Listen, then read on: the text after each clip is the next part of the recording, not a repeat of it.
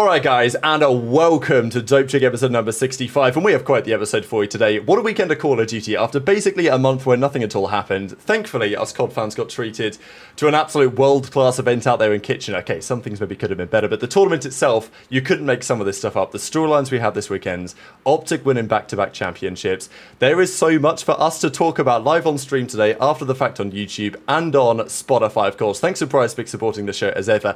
And I've got two very special guests alongside me. Don's here again. Trei's been replaced by a Tat today because Trei's out there, of course, in Kitchener. We're going to get all his feedback from the event over the coming days, and we run another probably emergency show for ROSTERMANIA, but he's on a bit of a, let's say mobile setup, so we brought a Tat in for the day.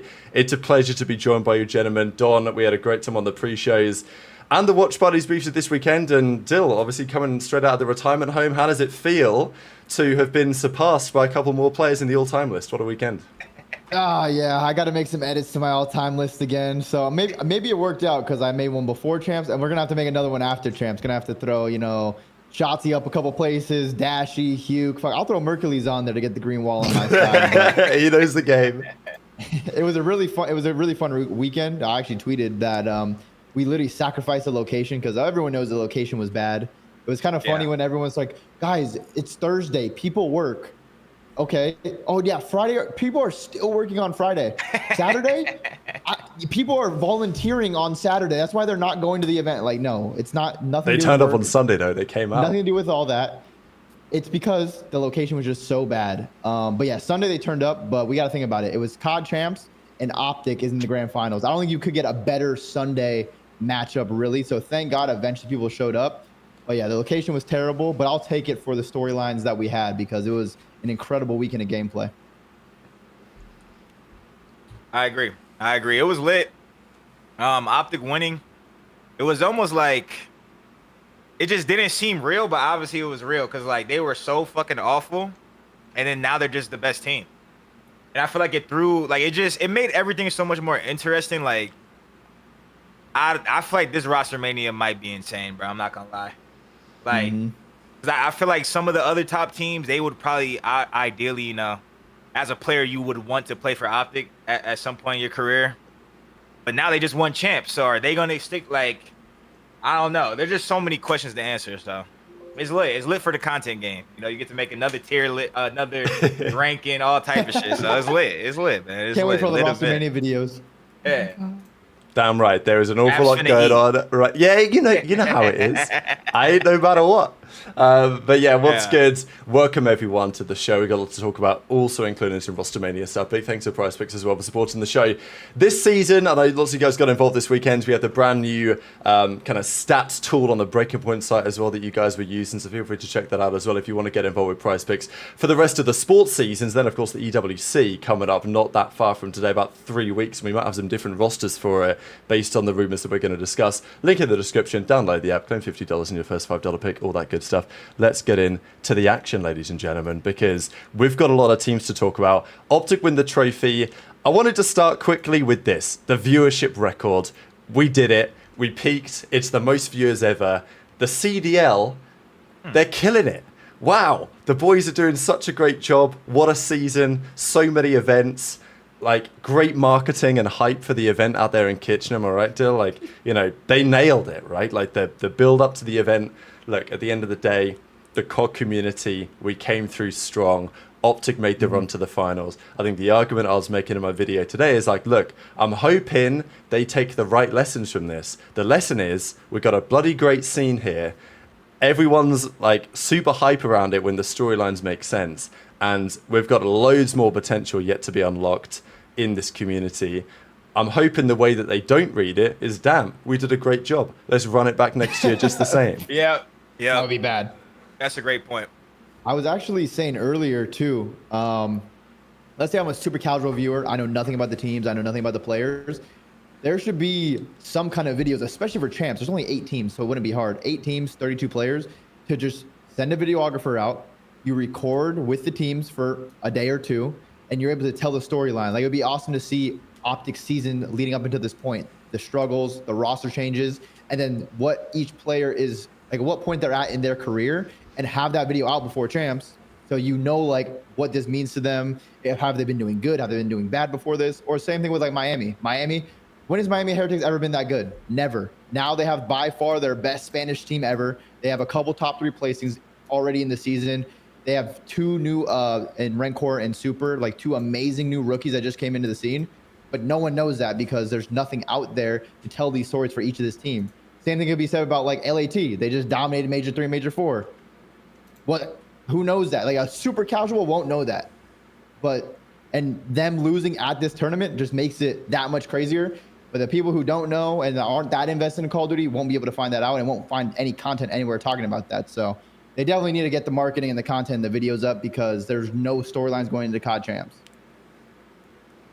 Yeah, even like what was that thing in World War II that we had? You know what I'm talking about? They did dinner with Champs. Like, the dinner? No. The thing in World War II, it was like a cameraman would follow you around. A recon or at something? the events. You know what I'm talking about? Yeah. Oh yeah, the recon. Yeah, the recon. Yeah. Yeah. I mean, we've tried to do it before, but like players would like complain about it. But like looking back at it, the guy would like film for the UFC, like how the UFC they do their little show, like preview, like follow the fighter into the fight. You know what I'm saying? Mm-hmm. Like that's essentially the same thing that you're saying. And I think that content, like for back then, that shit is amazing. I mean, maybe the players don't want to do it, but like you don't have a damn choice, bro. Like we need that type of content for the fans, bro. It's great. It's great content. So I completely agree. No, you're right. I think the other thing on the weekend was that if I'm a new fan tuning in, I'm tuning into the World Championship. Obviously, Scrappy was tweeting about this. It's out there in Kitchener. The Thursday, the Friday, the Saturday, maybe not as hectic in there as it could have been. And I'm a new fan. I'm thinking, damn, this is the biggest event. This is the World Championship. Like, you know what I mean? I'm expecting something pretty spectacular. And as much as the weekend was great in many respects, I think there will have to be a conversation had about. I know that Kesa made his point on he thought that the league wasn't aware that it was going to be there. They thought Toronto were going to do it somewhere else. Toronto would have made sense. It would have been like the greatest event ever had it been there. But unfortunately for various... Like, I'd love to have the conversation to be like, okay, that's where Counter-Strike is. That's where Valorant is. Like, that's where we are. And how do we get a little bit better? But... yeah, I think there's got to be a conversation out about where Champs is. I don't necessarily think it should be Vegas every year or LA every year or whatever, but something would be nice. And I do think the league should host it, like top line. Yeah, I feel like it makes the most sense for the league to host it, but have it in places that we've already had COD tournaments and seen success. If you host it at MLG Anaheim Convention Center, people are going to show up. Or if you just host it somewhere in LA. If you host it in Dallas, people are going to show up. You host it in Toronto, like actually in Toronto where we usually play, people are going to show up. Same thing. If you go to Vegas, people will show up. Even if you put it in Europe, you know the European fans would love that. That would be a packed arena. But like to just put it in Kitchener, a place where we've never been before, and odds are people weren't going to go out there. It just looks so bad on our esport, and I actually feel bad for the crowd and the fans that showed up because like that was probably a lot of people's first event ever, and that's not a good first event experience where the whole crowd's empty, very little energy. So I actually genuinely feel bad for those people that showed up because it's expensive to show up as well. So kind of sucks. Yeah, I agree. All good. Let's move on. We've got plenty to talk about. LA Thieves, they were the pre-tournament favorites. I thought they were going to win it. I mean, I was kind of buzzing with my pre-season predictions because people were like, oh, this team ain't going to be that good. I'm like, no. They're going to be unbelievable. They're going to top the season standings, which they did. That was a pretty big take. They did it. And then I was like, yeah, hell yeah, they're going to win Champs. Why not? Run it back. We've seen it before. Teams win the final event, then they come to Champs, they deliver. But no, that's not what happened at all. I know that Drill looked at some of their gameplay against Boston. Okay, they lost to Surge 3-0. That was bad. But also Surge were really good. They made the finals. They put up a great fight against a very informed OpTic team. The Boston loss, again, was just purely unacceptable from top to bottom. The fact that it happened back in Major 2 as well was the reason why I thought it wasn't going to happen again. But Boston matched up quite well against Thieves, map set-wise. They played Boston on like their best searches. Daryl was looking at the straps that they were running and basically saying that this did the same shit they did the last major. It felt like this last month they were expecting just to bowl over Boston pure talent, which, yeah, maybe they should do, but it's a best of 5 at Champs where Boston have literally spent the last 4 weeks prepping for this one series. Like, you know, you can get caught off guard there. So I think it was just purely unacceptable the way that it happened. It creates a load of interesting storylines, especially around Scrap, let's be honest, because he's now played 3 champs, he's won 0 rings. Every champs he's turned up to, he's at least got slammed on some occasion. First year he came second at champs but got 5-0 slammed in the finals, and the last couple of years it's been a top 6, top 8 absolute slammage. Of course, not the only one to be criticised for their recent champs performances, but yeah, the pressure is definitely going to be increasing on Scrappy every year as it was for Dashi for a few years, but this was the big one and they bottled it.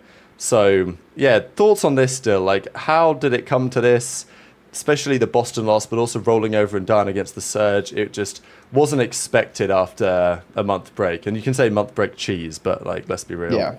I mean, at the end of the day, every major is not as important as champs is as a player. Every player going into champs, you're going harder. You're just like unlocking a deeper level of passion, motivation, and like you want to win that ring. That's everyone's goal when they become a professional Call of Duty player, to win a world championship. So everyone knows how important it is. So I have no idea what LAT and what FaZe were doing like in the lead up to it, because they literally showed up looking like the bottom 4 teams that didn't even make champs. And it was pretty bad just watching them play. Like even when I was watching FaZe play, I was like, they just don't even look confident in themselves. And same thing with LAT. Like I know Hydra was doing his thing, but there was a couple people that would step up here and there, but it was just really off. Like watching, like this is not the same team I just watched 1 month ago. And that just comes down to the preparation of the tournament.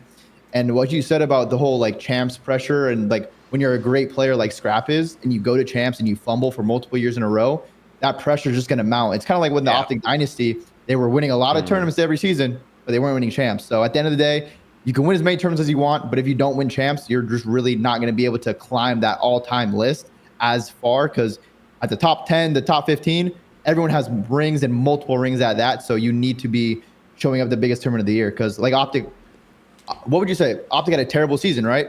Going into the champs? Yeah. Hell yeah. Now they had the best season of anyone. They had a better season than LAT. They had a better season than FaZe.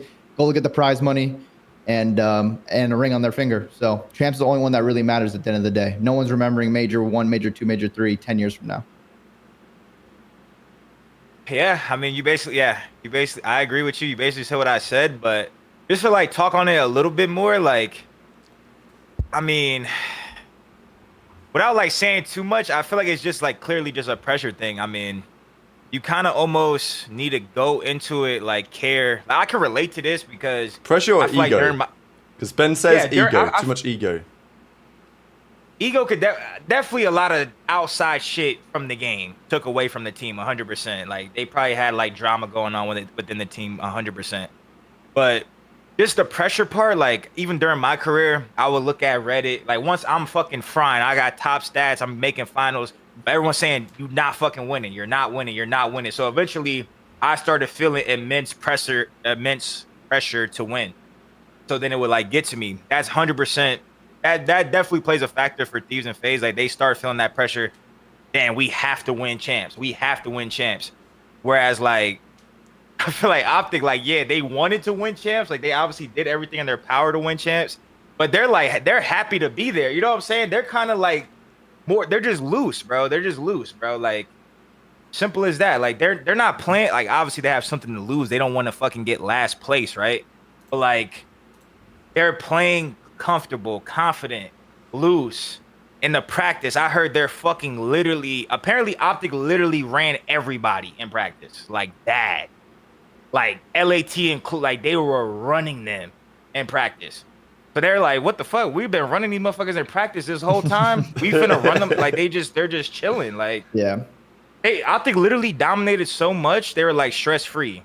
Where like obviously if FaZe and Thieves, like the outside, probably drama within the team, pressure from the fans and the expectations. Obviously, if you take that all out, they should at least be able to compete, right? They should at least be in the top 3. Like we wanted a FaZe Thieves final. We wanted a FaZe OpTic final or a Thieves OpTic final. That's what we wanted to see. But obviously all that other stuff got to them, bro. Like that's just simple as that. Like the teams are great. They're great teams, but the pressure got to them, and then now they're most likely gonna blow it, like make changes. Like that's just the most likely outcome when you bounce out that fucking bad, you know? Well, that's the question, really. Like, of Thieves and FaZe, obviously we'll discuss FaZe in a second, but for them it was actually, in many respects, very similar. They get the free Ravens lick, I mean, congrats. And then they had 2 L's in the first round to OpTic, who wanted to win the tournament, so okay. And then getting 3-0 bounced by a Heretics team that it's, I mean, look, Heretics, they're a roster that can do that. They've always been a roster that can do that, but it's not like they necessarily played their best stuff this tournament, Miami. They came 4th, right? It's not, they didn't make some crazy run to the finals.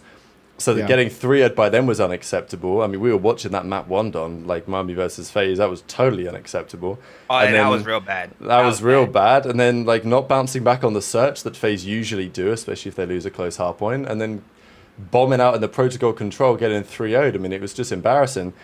And Duraza was pretty embarrassed. He was tweeting about it and saying, like, how the hell are we this bad? Like, we should be out skilling these guys, and we've got worse teamwork than everyone.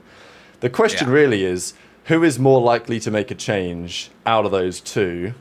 One or the other or both, or maybe depends on what one does if the other does anything. In my head, I'm thinking FaZe almost feel more likely to make a change just because they've stuck with this team for a couple of years.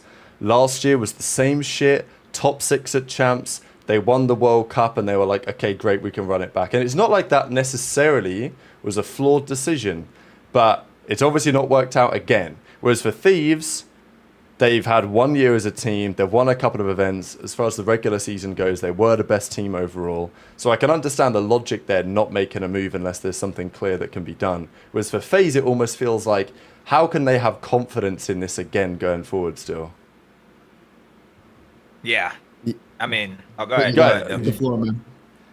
You go on, Don. Go on. I was going to say, I mean, like I said, bro, like, it's all mental. And sometimes, like, when the mental is that far gone, bro, it's so far gone. Like, I just see both of them making changes. Like, with the scrappy tweet, I didn't like, I know tweets don't mean everything, but, like, the scrappy tweet, I didn't like the tweet. Draza's tweet, I love Zach. I don't like the tweet. Yeah, that's not a good tweet because that's I just don't like the tweet. That's actually a terrible tweet. Yeah, no, Zach's tweet literally implies like why our team just isn't good. Which I mean, he's being honest, but like that's not a tweet you see when it's like we're gonna stick together and figure it out type vibe. Yes, and from him, like okay, let's be like this is the way I view FaZe. He joined them. He is like it's like when I joined the Thieves. I was clearly the guy who's like the odd man out, right? They're the trio. They've been playing. So the fact that that's coming from the odd man out to say they're making a change. Like they're going to make a change for sure. If the odd man out is comfortable saying, God damn, we're ass. We don't know how to play. That's the odd man out saying that. And I love Zach. I think Zach is going to be fine. 100%. He's going to win more championships in his career. He's a great fucking fantastic player. I'm just saying the fact that the odd man out or like is saying that, yeah, they're gonna something's gonna happen with this team for sure. Well, I think the issue with that is I think Zach's more so one of the vocal people on FaZe because like everyone else on FaZe isn't as vocal like in game. I would probably say Simp is probably like second most vocal, but I think the trio itself is the ones that actually need to split up. I don't know who and for what, but I think it will end up being better for both of them. I think they're just or all of them. I think they're just so comfortable with each other. And it kind of like, yes, they win at some events, but it's clearly when it gets to the biggest event of the year, something's happening. And last year they would have broke up. Like Selim, when I was chilling with Selim at COD Next, and he's even said it publicly. He's like, he thought he was going to get dropped after Champs last year, but then he won EWC, which EWC, it's a good event to go win money. I wouldn't really count it like too much to, we should keep this team together because it is a single elimination one and done. And I'm gonna be honest, people do not scrim as hard going in EWC. It's literally just free cash. You go have a little trip, make some free money, and you have fun. So scrims are not that serious. Like the season ends with Champs. EWC is fun vacation money. I won one match last year. I won 10 racks. Like I beat a challenger team for 10 racks. Think about that. So it's literally fun vacation DoorDash money. So I don't want EWC to like restrict these teams. Like, we want EWC. Let's stick it out. I think I would love to see Sim and Abizi on other teams. I would love to see them not be together because it would just be awesome. And that's selfish of me to say that, just because it's going to provide so much good entertainment. Or even Celium. It's hard to say where they will go because it depends on contracts, it depends on buyouts, it depends if someone's a free agent, unrestricted or not. But I think it will be better for them in the long run to just try something else out. Don't just stay with the same people your whole career. And clearly, when it gets to the big moment, it's not working. So maybe like Simp goes to LAT, for example, or Celium goes somewhere else. Like, who knows? But there definitely needs to be some changes. Baby. And I think where? Falcons. Oh, Falcons is going to be. They're going to build a team for sure. They're going to definitely be building a team. There's really only two options. Like, yeah. There's really, I mean, there's going to be ROSTERMANIA, and obviously there's going to be all type of rumors with the lower end teams. But on the top end, I feel like it's very, very clear.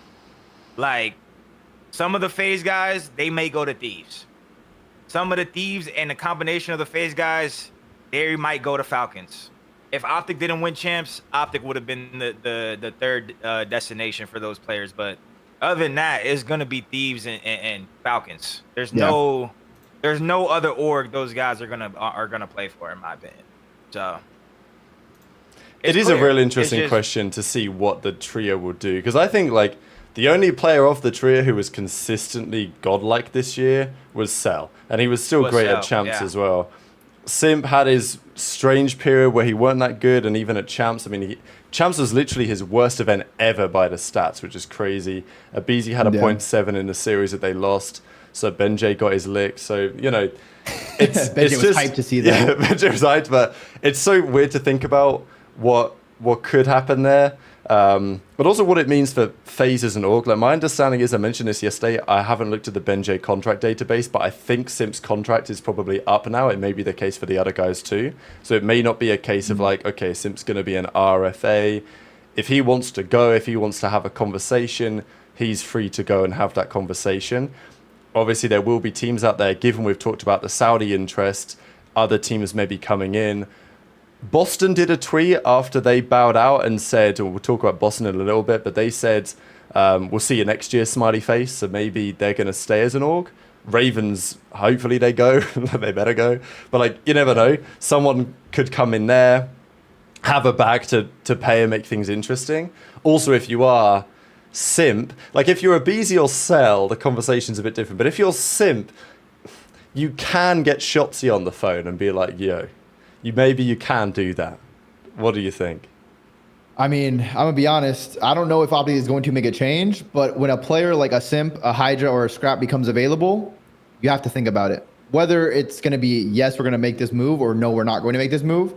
When a player like that is on the market, especially if they're an unrestricted free agent, you have to think about it. You have to have some conversations. Of course, even if you win champs, you don't want to. But even last year's OpTic, they probably should have made some changes, because I mean, we saw how they did this year going into it. Obviously, they won champs, so they didn't want to make a change.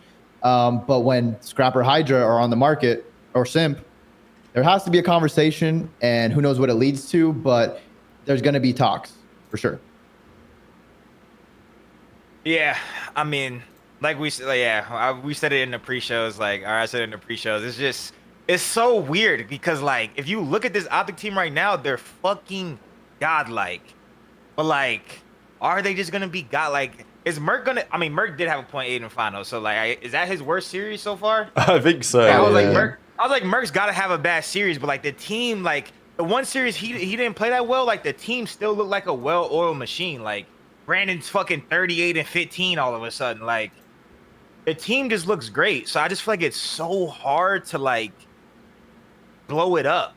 Even though you won, I mean, it could work if they do it. I don't know about blow it up is the right term. Maybe just one change. Or just make one change. Yeah, but like not blow it up. Okay, but like Merc, obviously Dashy and Shotzzy are undroppable, right? Especially right now. They're undroppable. But like Kyler and Merc were their best two players, pretty much. Like, especially like since they got Merc, like they're fucking godlike.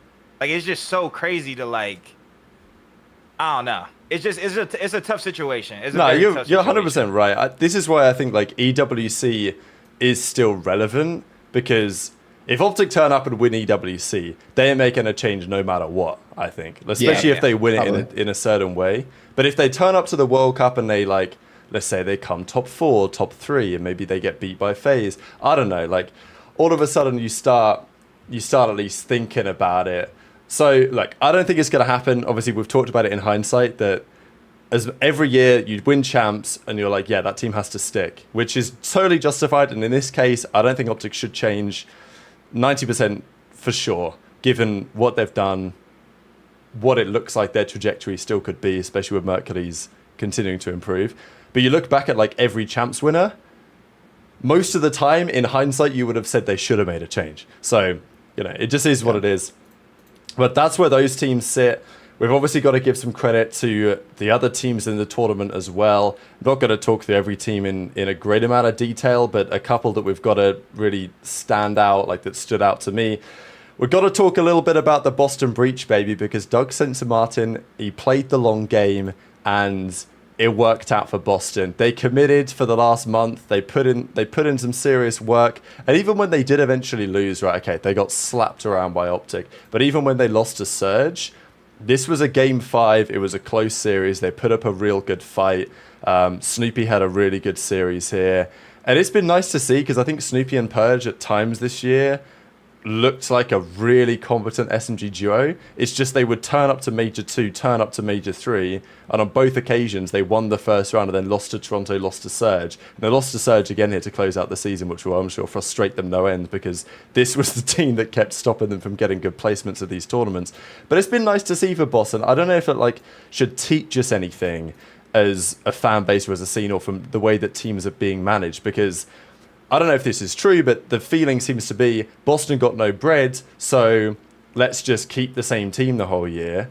But at least then the team knows, presumably, that they're safe, that they can work together. If they drop a stinker series, they've not got to they've not got a target on their back so much, and they can just commit and work hard and put together a run that comes top 3 at champs. And maybe could have been better. Like, I'm happy they lost to Surge because had they won, that finals was cooked. There was no way they were putting up the fight that Surge did. But obviously you look at the Boston team and you're like, well, both Awakening and Cammy were pretty mid all year, and even this tournament wasn't great. So it's not like they can't improve, but I think it's just a testament maybe to Purge. I know that you've talked about it, Don, how Theory gives a lot of gas to Purge. But yeah, Dylan, your thoughts on this Boston team and the run that they made this event? I mean, it was an amazing run. They won in the series they won. They didn't win a hardpoint. The series they lost, they actually won that map 4 hardpoint versus Surge to push to a game 5. So they almost did it again, but 2 Neslos to get to top 3, another Neslo potentially to get the grand finals. Or no, they lost OpTic to the grand finals. You know, it was kind of similar though. They could have got the grand finals through losers. But yeah, it was just really awesome to watch. And they were, I think, 1 AR player away from actually being able to like be a consistent top team because their respawn modes weren't that good. Their search and destroy was great. And the thing was, they have like Purge and Snoopy who have been pretty solid all year. Like Snoopy has his moments where he was popping off. Same with Purge. And the way Evan plays, like he's the IGL for the team, great communication, making so many smart plays on the map. Even JCap and some other people were talking about his arrow, even from last year into now. Like just how smart and heads up he is as a player. So he's setting his teammates up for success a lot. And if they just had like one more player, 1 AR, his Awakening and Cammy were good sometimes, bad sometimes, just very inconsistent. But if they had a guy that could do damage consistently and just be like that rock for the team, they could have went further. But it was still a great run regardless. And I'm really happy that Purge and Snoopy are especially getting their flowers they deserve. Very well said. I agree with Dill. I got you, Don. No, you don't got to answer. I got you. Very well said. I agree with everything you just said. Very well said. I'm hearing a story, Dill, about how you and Snoopy could have been a duo a couple of years ago. Any truth to this? Me and Snoopy? Maybe. Yeah, I think maybe after like Vanguard going in MW2. Vanguard going in MW2. But then, yeah, re-signed with Rocker and teamed up with a bunch of Europeans. Not a good idea, but I mean, we had a couple top placings. We got a couple top placings. I don't know. Then they dropped me, but then they needed to make champs, so they brought me back so I could make them the champs. And then they costed me with New York subliners. It's all good though. That's great. But nah, it's been cool to see Snoopy develop as a player over the years. I'll ask you one question, Dale. How do you feel on like for example, Breach and Toronto? I feel like both of their sub duos are the best players on the team. Like Purge and Snoop are the best. Kleenex and Joe are the best. Like, what's your opinion on like the ARs underperforming? Because like I feel like as an AR player, if you have a good sub duo, don't you feel like it's kind of easy? Like, isn't that like the biggest part of the team? Like, yeah, that's usually how it goes in Call of Duty. It's always, that's why you go for the best subs in the game first. You build your team for the subs, and then you can get whatever ARs after, because it's harder to be a great sub than a great AR. yeah. And I mean, even this year, I struggled as an AR. Sib has his moments where he was good and bad. Toronto, their ARs were, Insight wasn't that good. Like, they were inconsistent. Same thing with a couple other ARs as well. So I feel like Black Ops 6, which is kind of like a weird game for certain ARs. Like, some got it, like Rancor. Like, he was amazing. Lights Rancor out. was shooting. Yeah, he was shooting. Scrap was, of course, really good most of the year.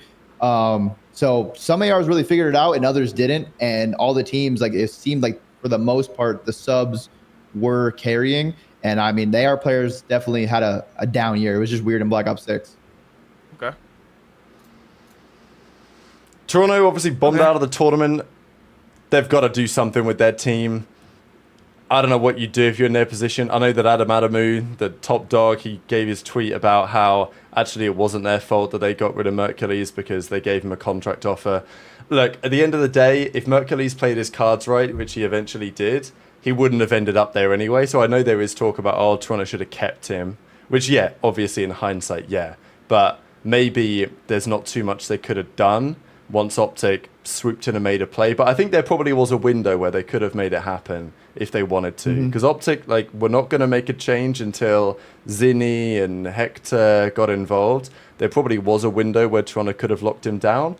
Cloud9 tried to get him, to my understanding. But like, that's for sure a thing. And that would have made sense as well. And then OpTic came along and it all kind of worked out and all the dots aligned. But in hindsight, Toronto, it's funny, right? Because Ultra, they're so good at finding the talent. They've done this for years now. They're academy teams. They brought up Scrap, and they need a change for Beans. They're like, okay, this Mercury's kid. He's the one that we've been keeping our eye on. We'll bring him in. And then once he delivers, then they don't keep him. And then the team just, I don't know. Do you think they were mentally compromised at the end of the year because the Mercury stuff had screwed them over and they felt somewhat... Because it kind of feels that way. I do. Because going into Major 3... where Mercules came along, they were saying, and they were, for good reason, super confident. They thought they could win that event, and for good reason. They looked really good. They'd just beaten, like, FaZe online. They thought they could win it with Beans. They turn up, they can't play with Beans, they get third anyway, and they're thinking, damn, well, maybe that just is what it is, but we'd have won it with Beans. I think that's probably what was their thinking. Then, of course, shit changed. They realized they weren't going to win with Beans, and then it all mentally collapsed on. Yeah. I think they were mentally collapsed, especially because they kept fucking playing them. They kept playing, playing against Merc. It was like their first series back with Beans, they played Merc or something. It was like their second series. They kept playing against Merc, and Merc was fucking cooking them. So it was like, every time, like, that'd be hard to not think that, bro. Like, damn, we really could have kept this motherfucker, and he's literally cooking us, and he's world champ MVP now. Like, you're just going to have regret, bro. You're going to have regret, bro. There's no way not to, like, lose full about that, especially when, respectfully, like, this might, to me, like, just because I personally said Kleenex and Joe, I mean, obviously, Surge just made another grand final, so I'll give them the nod, but until Surge made this Champs finals, I will put Kleenex and Joe as the third best sub duo behind Sempa Beezy and Hydra and Envoy. I feel like Joe was gross, and I feel like Kleenex was underrated. So, like, the fact that your subs are that good and the team just, I mean, it's just the ARs aren't, like, that's just such a huge problem to me. Like, huge problem that needs to be addressed. And you had potentially the best AR in the game. Merc after like, he's one of the best ARs in the game. Yeah, since he's came in, I mean, he's been one of the best ARs for sure. Like, yeah, of course, he had that one bad series in grand finals, which isn't even that bad. That's out of 20 series, probably. Yeah, like, you got, at some point, it was like, this guy's, like, has to be kind of human, right? Like, you can't just drop a 1.4 every series. I think for Toronto, it is a tough situation for them. Like, they should have tried to, after that major, pursue him more aggressively. Like, yo, we're gonna give you. I don't know how much they offered him, so I don't know money values or the dollar signs they put on paper in front of him. But if they offered him a good amount, like a nice, 150, 175, you're a starter too. Maybe he insta signs. But the rumor is they offered him a bench spot, which if a player probably isn't going to insta sign to a bench spot, that just seems insane. But if they did give him like a really good offer, you get a top team. Like Toronto's a good team to join. You'd be with, I don't know whose spot he would have took for the ARs. It probably needed to be a discussion. But CleanX and Joe and being on the Ultra Org has always found success. That's a great team to join. Of course, it ended up working out for Merc, but it took a monumentally bad season from OpTic up until that point where they made so many changes, which is unheard of, to get him on that team. And it just kind of worked out like it was a movie or something, but it was just crazy how everything. Shout out to the TSA agent or the Border Patrol agent that didn't let Beans through. That made OpTic win champs. Yeah, they saved the whole COD scene, created all the storylines that we've had at the end of the year here. Now, I'm hearing rumors that Toronto's offer for Mercules, we're talking like bare minimum. We're talking minimum salary, sit on the bench. Like, you ain't going to sign that. Good luck with that. Absolutely not. Cloud9 gave him something at least respectable. That, to my understanding, Merc was like, because you got to think about it from Mercules' perspective.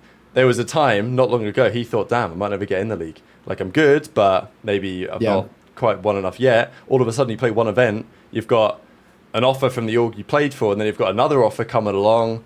I'm sure Lamar's on the phone being like, yo, let's get this done or whatever. Like, you know how it is.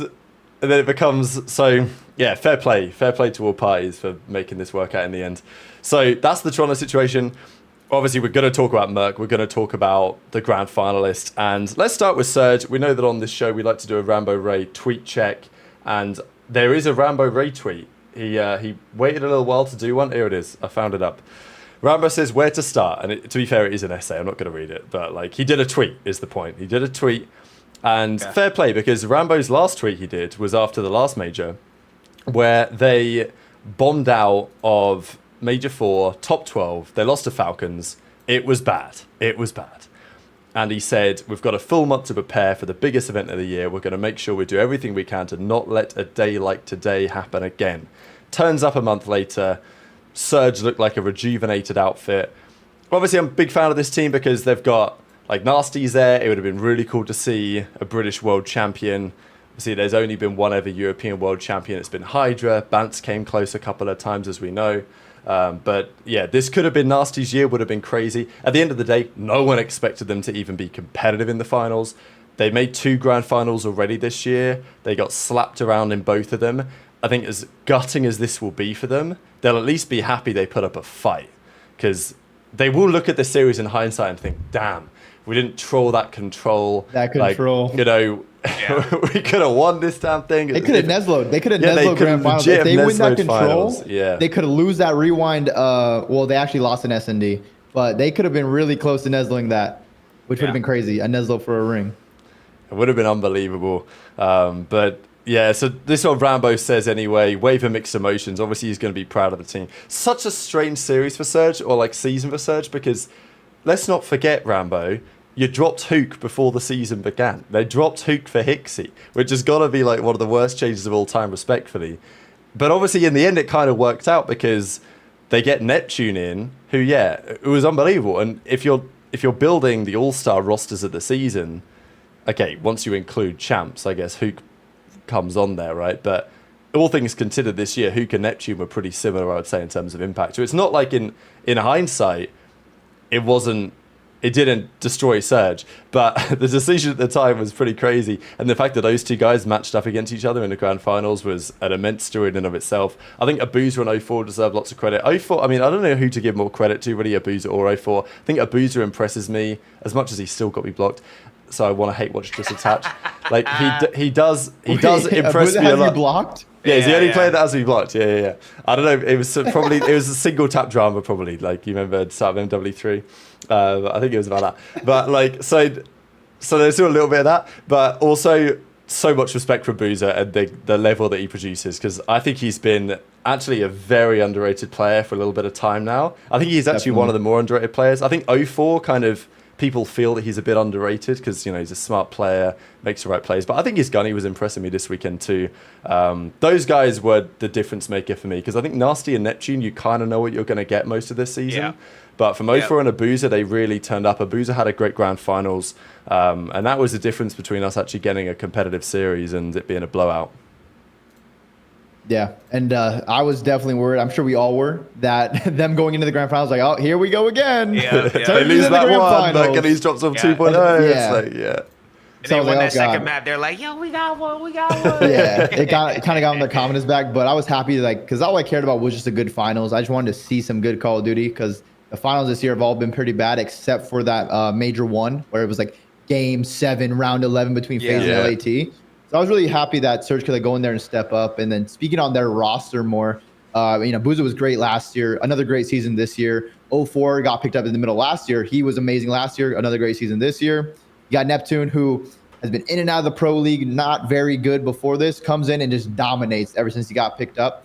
Then Nasty, who's been like climbing the ranks too after he got like his little circle. So it's been really cool to see them all improve as players and kind of like change their career trajectories. I do think, I don't know their contract situation, but I feel like Abuza, 04, Neptune, even a player like Rencor are like the kind of like the next up of that. Some of those players can be on like those top echelon teams, on those OpTics, on those FaZe, on those LAT teams one day whenever they make a change and they get an opportunity, because they're like, I would say Abuza and 04 are probably, or Abuza and Rencor are probably the two best ARs aside from like out of like the top or the FaZe LAT OpTic teams. Like those are the players you really look at. So I'm excited to just see those players' career path and how much more they grow as players because they've been great so far.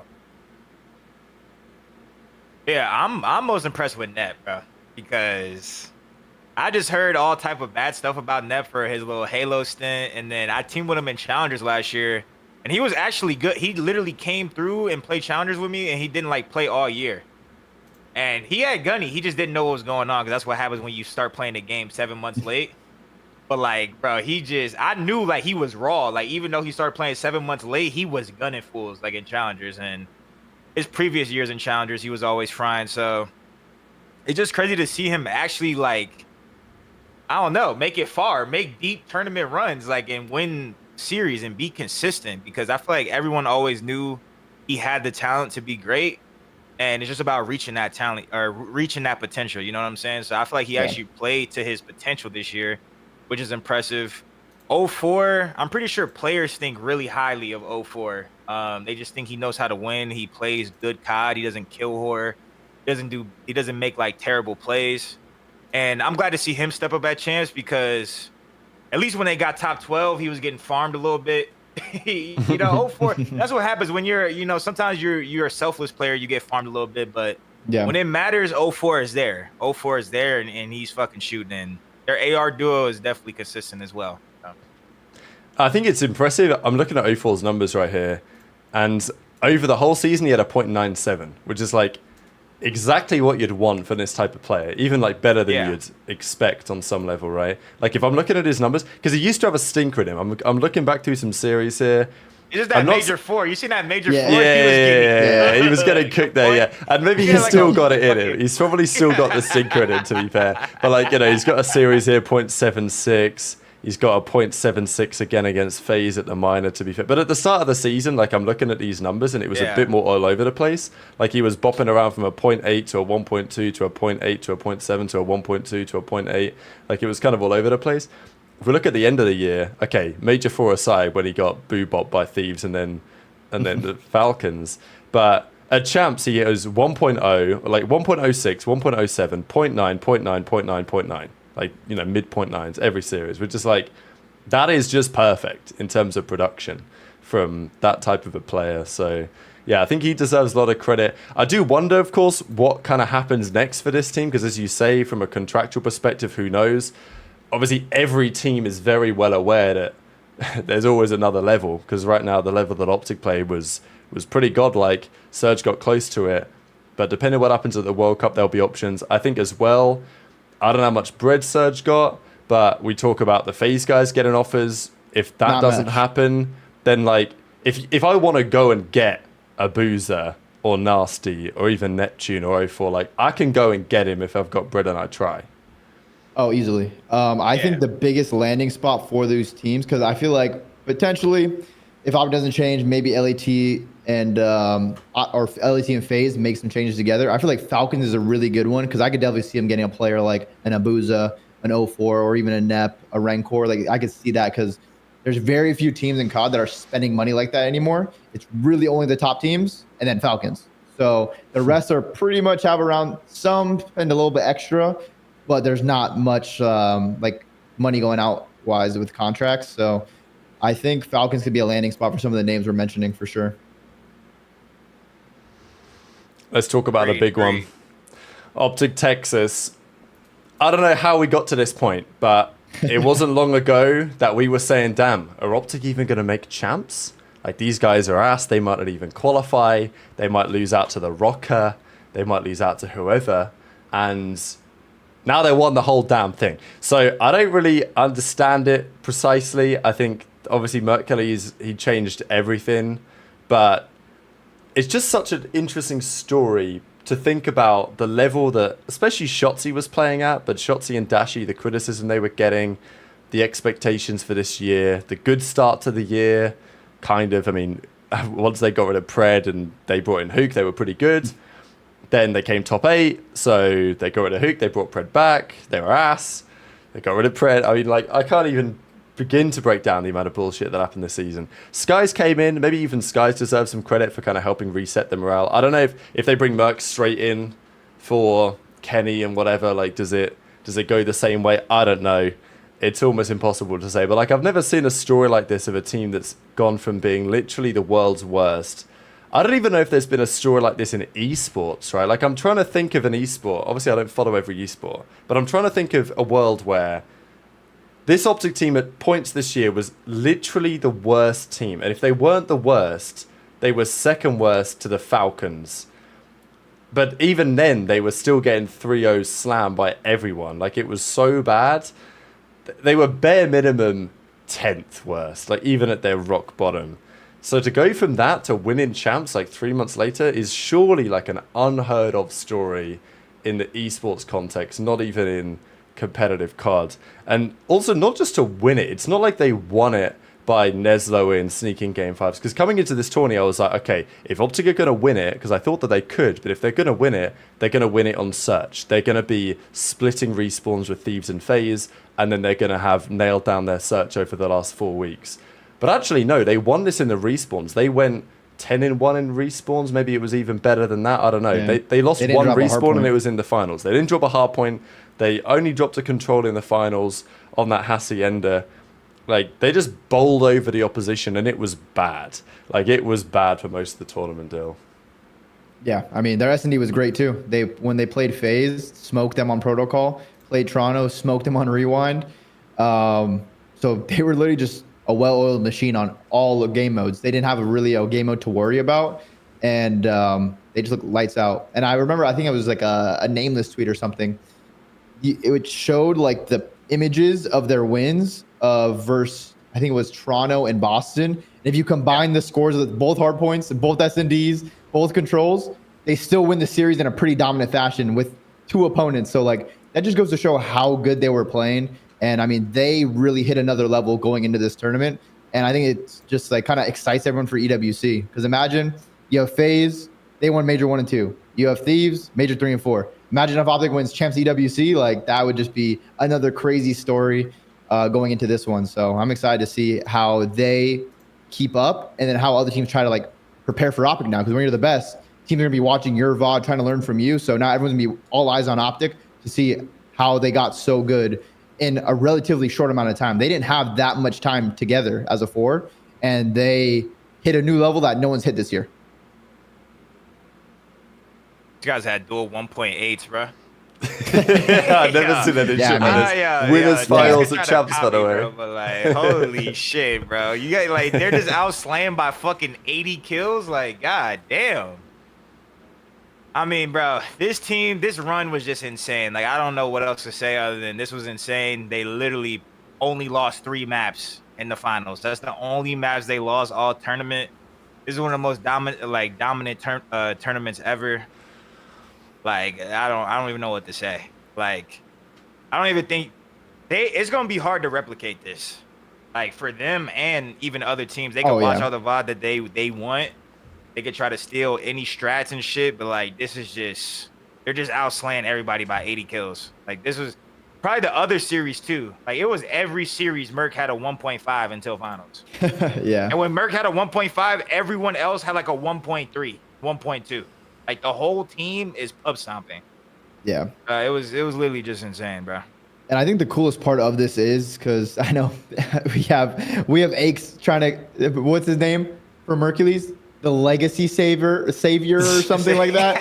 I don't know if that's catching on just yet, but it is cool to just see how players were talked about before this, how Shotzzy, Dashy, and Hugh were talked about before this tournament and now after. Everyone said he was the best player on OpTic consistently when he was on the team. Shotzzy and Dashy, people were kind of giving them a little bit of shit, even though they played pretty solid if you check their numbers throughout the whole year, but just no one expects them to play 6th and 8th multiple times throughout the season. So the fact that they could just kind of block out all the noise, get their new player in Mercules, and then just dominate at champs is just literally a movie story ending. It was like everything worked out, all the trials and tribulation you went through to just triumph at the end and get that win is just insane. And I mean, Pat is kind of right in a way with the legacy saving, but everyone played a part in that. And now Shotzi's up there for potentially the best CDL player of all time. Dashy's 2 rings now. Hugh has another ring. Like, it's just crazy what a month and a half, 2 months can really do to your career. So it was good to see them, and I'm excited to watch the process and all the behind the scenes when it drops, because shout out to OpTic for actually, making all that content and doing all that. With any other team, we wouldn't have gotten that. So I can't wait to see the behind the scenes. That's going to be fire. That's going to be fire. Absolute movie this season. Thanks for all the super chats in the stream, by the way, today. Kagazi says, did you guys hear anything about their scrims behind the scenes with Shotzzy? Correct. I know we briefly touched on this earlier, Don, but like, do you understand it? Because I know Karma said they were scrimming a lot of Boston, a lot of Surge, and a lot of Heretics, which makes sense because they were on the other side of the bracket. I heard what Shotzzy said is 100% not cap. I heard what Shotzzy said is pure fact, that they were fucking whipping it out on teams. That's what I heard. Because they wouldn't have scrimmed FaZe at all, you'd imagine, because they're playing in round 1. But everyone else, they would have scrimmed. I heard everybody they played was getting belt. That's what I heard. Yeah, that's a good feeling, especially going into champs. And then if players are going to go on a podcast and say that, because there's ways where you could dominate scrims, but like the maps are still close. Yeah. But the way they said it is they were dominating scrims like 250 to 16 at versus someone, 250 to 100. So that's when you're winning like that, you know your team is playing the game the right way and just outgunning people. If it's always 250, 240, 250, 235, like, yeah, you're winning, but one kill doesn't go your way, you lose. So the fact that they were dominating like that, that's when you have ultra confidence in your teammates. Yeah. I think there's so many storylines on all of the OpTic players as a result of this. I think probably the player I'm happiest for has got to be Hook. The story of this kid, the way that it's gone. I know you're gonna have some thoughts on this, Don, as well. But like from where Hook was as a player back in the day, to kind of getting into the territory of being like, he should have achieved more. He got his ring, but it was online. He was getting lots of criticism for good reason, right? In the way that he approached the game. We talked about this on the pre-shows, but I remember a couple of times at the end of Modern Warfare 2, this is before Karma was coaching OpTic, but there were a few streams where Karma was like, damn, what's this guy doing? Like, the mistakes that Hook would make. And it's not like you don't see it. You see it from every player. You saw it from Hook occasionally this weekend, and it tends to stick in your mind more because it's like, damn, Hook over Chow for no reason. Because it's kind of, that's what people come to expect from him. But actually, as a complete player at the end of the season, Hook totally leveled up. I was listening to the listening on map 1 of the grand finals. I could not tell you how impressed I was with what Hook was saying. Like, he was tracking everyone. Like, he knew who the first guy was going to be through the top doors on Hassie. And when they killed them, he was like, okay, I know that there's no one sneaking through the back because we killed that guy. Like, that is, especially from an SMG, just historically, like, not many subs, because you're in the mix, really have ever adopted that skill to a great extent. Whereas Hook's managed to put all the pieces together, and maybe one of the reasons why when he has been dropped, he hasn't been so critical of the teams that have dropped him, because he easily could have been. I know you're talking about that, like you easily could have said some shit. He always kept it to himself, but like he's used all that energy to make himself better as a player. And yeah, he's got to be like the most deserving champion, man, because the arc that he's taken is so good. For them to bring him back and stick with him, and for them to become the team that they did. Yeah, I feel like Hook getting his second ring, to do it on LAN as well, like it's going to shut up so many of the doubters, and for very good reason. So it's just a great career arc from him. Yeah. Or go ahead, Don. Go ahead. That's your duo, Fat Baby, right? All right. I'm just so happy for him, because like he's like the complete opposite of me. Like he has so many opportunities to point fingers, blame people for like bullshit happening, and he never did that, bro. He literally never lost he never lost complete composure. Like he never was like, damn, I got dropped for Hixie. Like I was coaching him at the beginning of this year. He did not have that mindset at all. When I like got fucked up, I'd be like, damn, how am I even in this situation? Sometimes that's like a human thought, you know what I'm saying? I'm human. Like, how did I end up getting dropped for whatever? How am I not in the league? Like, he never had that mindset. His mindset the whole time was like, well, team didn't work out. Time to lock in this year. He was literally LeBron James in challengers. This motherfucker was literally everything. I remember that. He was crying. He played the game the most out of everybody on the team. He would get on, like 2v2s, 3v3s. We'd be playing fucking 2v2s on goddamn maps. I don't even know the name of it. It's like a long map with an airplane in the middle. Like we're literally playing 2v2s for like fucking 3 hours in the beginning of the game. Like he made everyone like work harder on the team. Like that's just the most impressive thing to me, because like, Dale, you know, bro, like you a pro for 10 plus years. Sometimes you don't feel like doing that shit. Your team doing some bull. You don't feel like getting on. Oh hell no! That was me this year. I was like, I could play AIDS. Yeah, I could do this other stuff. I'm like, doing this bullshit. Nah. What the fuck? Yeah. I was like, nah. So that's really impressive out of him, because he's been obviously still young, but he's been playing for so long. He went pro in AW before the age limit kind of screwed him over. But then like he is a veteran. Hugh is a veteran, even though it's weird to say. I've never seen a vet just in. Obviously, there's probably vets with dope, but I'm saying like he is deep in his career, and to me, this was like like he was like a 14-year-old kid again this year. Like the way he like worked hard and like grinded the game, which is like insanely impressive, bro. Like, and it fucking paid off, bro. It literally paid off for him. So I'm so happy for him. Yeah, and when it comes to Call of Duty, I mean, if I just look at when I was historically like one of the best S&D players in the game in IW, I had insane clutches at IW. I played a lot of S&D wagers and tournaments all day. World War II, I was playing 2v2 wagers, 2v2 S&D tournaments every day. Insane clutches. Like, it really just is the work you put into it. And Kyler doing that is just awesome so far into his career, because he's already had a very successful career. Yeah. I think this ring hits especially different though, because his first ring's online, which the money still hits your bank account. That's great. But every player, every person in the community knows no one cares about the online ring and the online wins, like the minors or the majors, whatever they were. Like, but the money's great still. Don't get me wrong.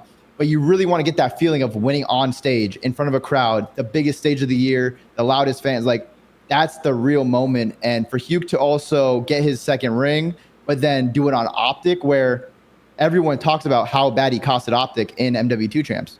He should have just dropped his controller. He could have just literally dropped his controller, shot Kismet in the back. They win that series. They're top 3. Who knows what happens after that? So the fact that he won it on OpTic a couple years later is just like, it comes full circle. And now they could be like, yeah, Hugh did that one time, but he won us a ring a couple years later. So we can let that one slide. And he's just such a nice person, never in any drama. He doesn't even really speak that often. He's just super quiet, super nice kid. And I don't think he's one of the people you literally can't hate, even if you tried. So super happy to see him get that second ring. And then, I mean, he literally got voted the most overrated COD player of all time earlier this year by the fan voting that Breaking Point did. So like, he was voted the most overrated player because he didn't achieve enough for how skilled he was. Yeah. And now his comms are elite. His awareness was elite. His smarts were elite. Like, everything was just 99 level maxed out. And he ended up becoming a world championship, or becoming a world champion on LAN. I think it's because like the players have always rated Hook very highly, because people are like, damn, like this guy is So this guy's insane. But he can shoot. Yeah, exactly. But the results never quite backed it up, which I think is kind of why he ended up getting that reputation from the community as to being overrated, because again, the numbers didn't align. I don't think people would ever have. I mean, people definitely were calling Dashi overrated before he got his ring. So I guess it's kind of a similar type of story, because even though Hook was a world champion, people don't count the 2021 the same. We'll talk about Dashi as well. We've got to talk about Shotzzy though, the superstar, because this guy was like, look, get me to Sunday and I'll take over. And he was impressive towards the end of the regular season too. Like if we look at his matches that he played this season, if I go back to like Major 3, Major 2, it's going to be dodgy. There's a couple .7s on in here, like the one they lost to the Falcons in the qualifiers and all this. But in Major 4 qualifiers and at Major 4, although there was still a couple of bad series in there, he was looking a little bit better. And then at Champs, he was super lights out. Obviously, Mercury's got the MVP, but I think in many respects, Shotzzy was the MVP of this tournament because he won them the finals by just being the best player in the finals by a margin. Obviously, that insane play we talked about before the show got underway, the 4-piece that never quite became anything, but it was still the play of the season, maybe play of the tournament. Like that was just a crucial moment. And for Shotzzy to turn up like this, clearly he just wanted it more than anyone else. I also love how in his speech that he gave when he was talking about the team and how proud he is of everyone, he was like, I'm proud of me because I put in the work. Like, I like that. Like, I like that little edge that he knows that he just knows that he's him. And the numbers don't deny it at this point. Shotzzy goes from coming into the league, having a difficult rookie season on Dallas Empire, ending up winning champs that year on LAN. And that was won 3 out of the 6 world championships that he's played in. Like, this type of stuff is unprecedented. And it raises big questions on where Shotzzy sits. The guy's only 23 years old. He's now a 3-time world championship winner. Defended the trophy back-to-back for the first of a time. He won his Halo ring as well. Like, I think what you said earlier, Dill, about him being the best CDL player, I think it's totally undisputed at this point in this era. Yeah, in the CDL, I mean, he's won half of the rings. Like, he's been an MVP every season except for this season. It's kind of crazy, which is crazy. But I think that's a great trade-off to not be an MVP or to not be an all-star for a season and then win a ring. So that's not that bad of a trade-off. It's like, yeah, I wasn't an all-star this season, but I got a ring. So it's still a great story. And I mean, Shotzzy, you can just watch him for a minute and you're gonna just tell he's just a different player. Everyone says it in a Halo. We all say it in COD as well. Like, you just watch his point of view. It's unlike anyone else. And of course, after their year, like, you just couldn't imagine that it would end like this. But the fact that OpTic held the ring up again, or the trophy up again, they went back-to-back, the first org to ever go back-to-back in CDL champs after such a bad year, it's just insane. But couldn't be happier for them. They deserved it, and they were fucking insane this weekend. And Shotzzy just took over in the finals. It was just his series. Well, man, I was laughing at the nicknames for Connor. They actually got his shit on there. Fat Baby. Fat Baby. Fat Baby and Nuke is his nicknames. Fat Baby and Nuke. That's the OG Fat Baby when he was part of OGYB. Fat Baby, bro. OGYB. I gotta bring the picture up. I was glazing Shotzzy all year. I mean, I'm gonna chalk up the worst play. He still made one of the worst plays I've ever seen in my entire life with him running out of bottom mid when Caesar called that fucking streak on the hot seat search. Yeah. That play was legitimately awful, but after he just did this shit, I'm gonna just chalk that up to he had no faith in his team and he was trying to trick shot everybody or some shit. Cause that play was fucking awful. I don't know how, like, I said it yesterday, like how they went from making plays like that to like just not make it like there's not one like single play where we're just like, what the fuck? Like, why would y'all even think to do this? Like when they called the lightning strike and they're like 310, apparently the call out was 310, and I said JP is capping. Now, I mean, maybe I don't know. They won, so they know what the fuck they talk about over there. They don't need to listen to me. Yeah, there go Fat Baby. There go Fat Baby. But there we go. Yeah, I mean, we were having conversations on the show. Like people, like the fucking topic was, is Shotzzy's best days behind him and things of that nature. Bro, this guy, like, when I think of like Shotzzy, I just think of like generational gamer. Like this motherfucker is literally just a GOAT. Like he is the best FPS player ever. Like is he like him and Formal? Like that's how I him and Formal. Yeah, him and Formal the best 2 FPS like console FPS players ever. Yeah. Like, yeah. So like, this motherfucker is transcended, bro. Like, he's just him. Like, he's my favorite player to watch. Whenever he's going crazy, he is literally Steph. Like, he is the most entertaining person to watch for sure. It's not even close. So, he's just God. He's just godlike. It's elite, bro. Like, Dashie turned his career around so hard, and it's a great story for him because for so many years there was talk about the execution, the mentality. Then there was a fair bit of drama because he got dropped during the Rambo Ray days, which was another story of this final. Comes back in last year. What I thought was great about this grand finals as well is that Dashie all weekends seemed super composed. Like, he really struck me this weekend as a veteran, whereas last year I felt like he was still, I don't want to consider Dashie a veteran. Obviously, technically he is, but he is part of the older generation in the sense that his first champs is 2017 and he's been around quite a while at this point. But last year's champs final, the pressure was definitely on him in the same way that it was on Mercury's this year to some degree. Like, first opportunity to win a champs. Last year, champs grand final, Dashie had a .84, didn't have his best performance.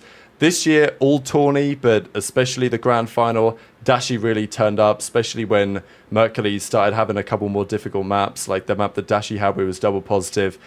That was telling to me that Dashie was super composed, really like just confident in the way that him and the team were playing, and I thought that was just, it's what I expected to see. Like, when Dashie won champs last year, I was expecting to see the monkey off his back on some level and he could play even better. The season was so shambolic for OpTic, we never got to see that a lot of the time, but I think you could argue that Dashie was maybe their best player there or thereabouts even during that difficult period, but it wasn't hard to be their best player. Everyone was getting slammed. But at the end of the year, he delivered when it mattered, and I think it was just cool to see that it was really him and Shotzi in the finals, the two that made it happen last year. Weren't always the best performer getting back to that point, but I think with Dashie, it's such a cool moment going from having barely any accolades last season. Before they won Major 3 last year, he had like 2 chips ever in 7 years. And now he's got a handful more chips and 2 of them are rings. Like, it completely changes the game. Oh yeah, 100%. Like you just said, everyone was like, he's teamed with Krim, he's teamed with Scump, he's teamed with Forma, like all the best players in Call of Duty history, and had no accolades to show for it.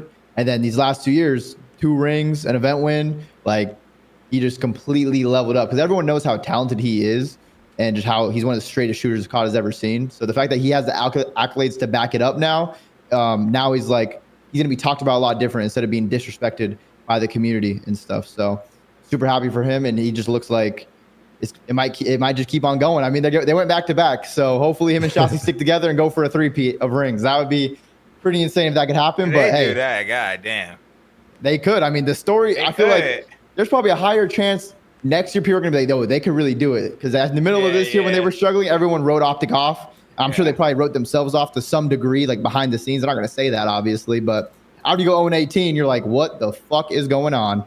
But to completely turn the year around like that, and then to show up in grand finals and be that guy that your team needed is just a great feeling. And even what you said about last champs, everyone was kind of, even though Dashie won, they were still like, oh, he had a .8, like he didn't play that good in finals, he got carried. Now they can't say anything anymore. Yeah. I mean, yeah, just piggybacking off of what you guys said. I mean, Brandon was like known, especially like to the pros, certain pros, even like people that play with him, like he was known as the guy who like he was really talented but didn't really know how to play. Like no one's ever think he's been like a super high IQ player throughout his career. I mean, people said he was a kill whore or whatever the case might be. I mean, shit, he's winning now, bro. He's a winner. He's a winner. Like, it is what it is. You got 2 rings, you're a winner, bro. There's nothing, like, no one can doubt that he knows how to win and he's capable of winning. So proud of him. I wish I got to play with him because I played with him his fucking first event, bro. I wish I ran you guys straight ripping. I ran you guys when Tommy went 4-23. Yeah. I wish I got to play with Brandon when he had more like just aura and confidence to himself. You know what I'm saying? Just more aura and confidence to himself, because the Brandon I played with, he wasn't brought like back this. the same trim though. Like, he's got the same hair now as he had back then.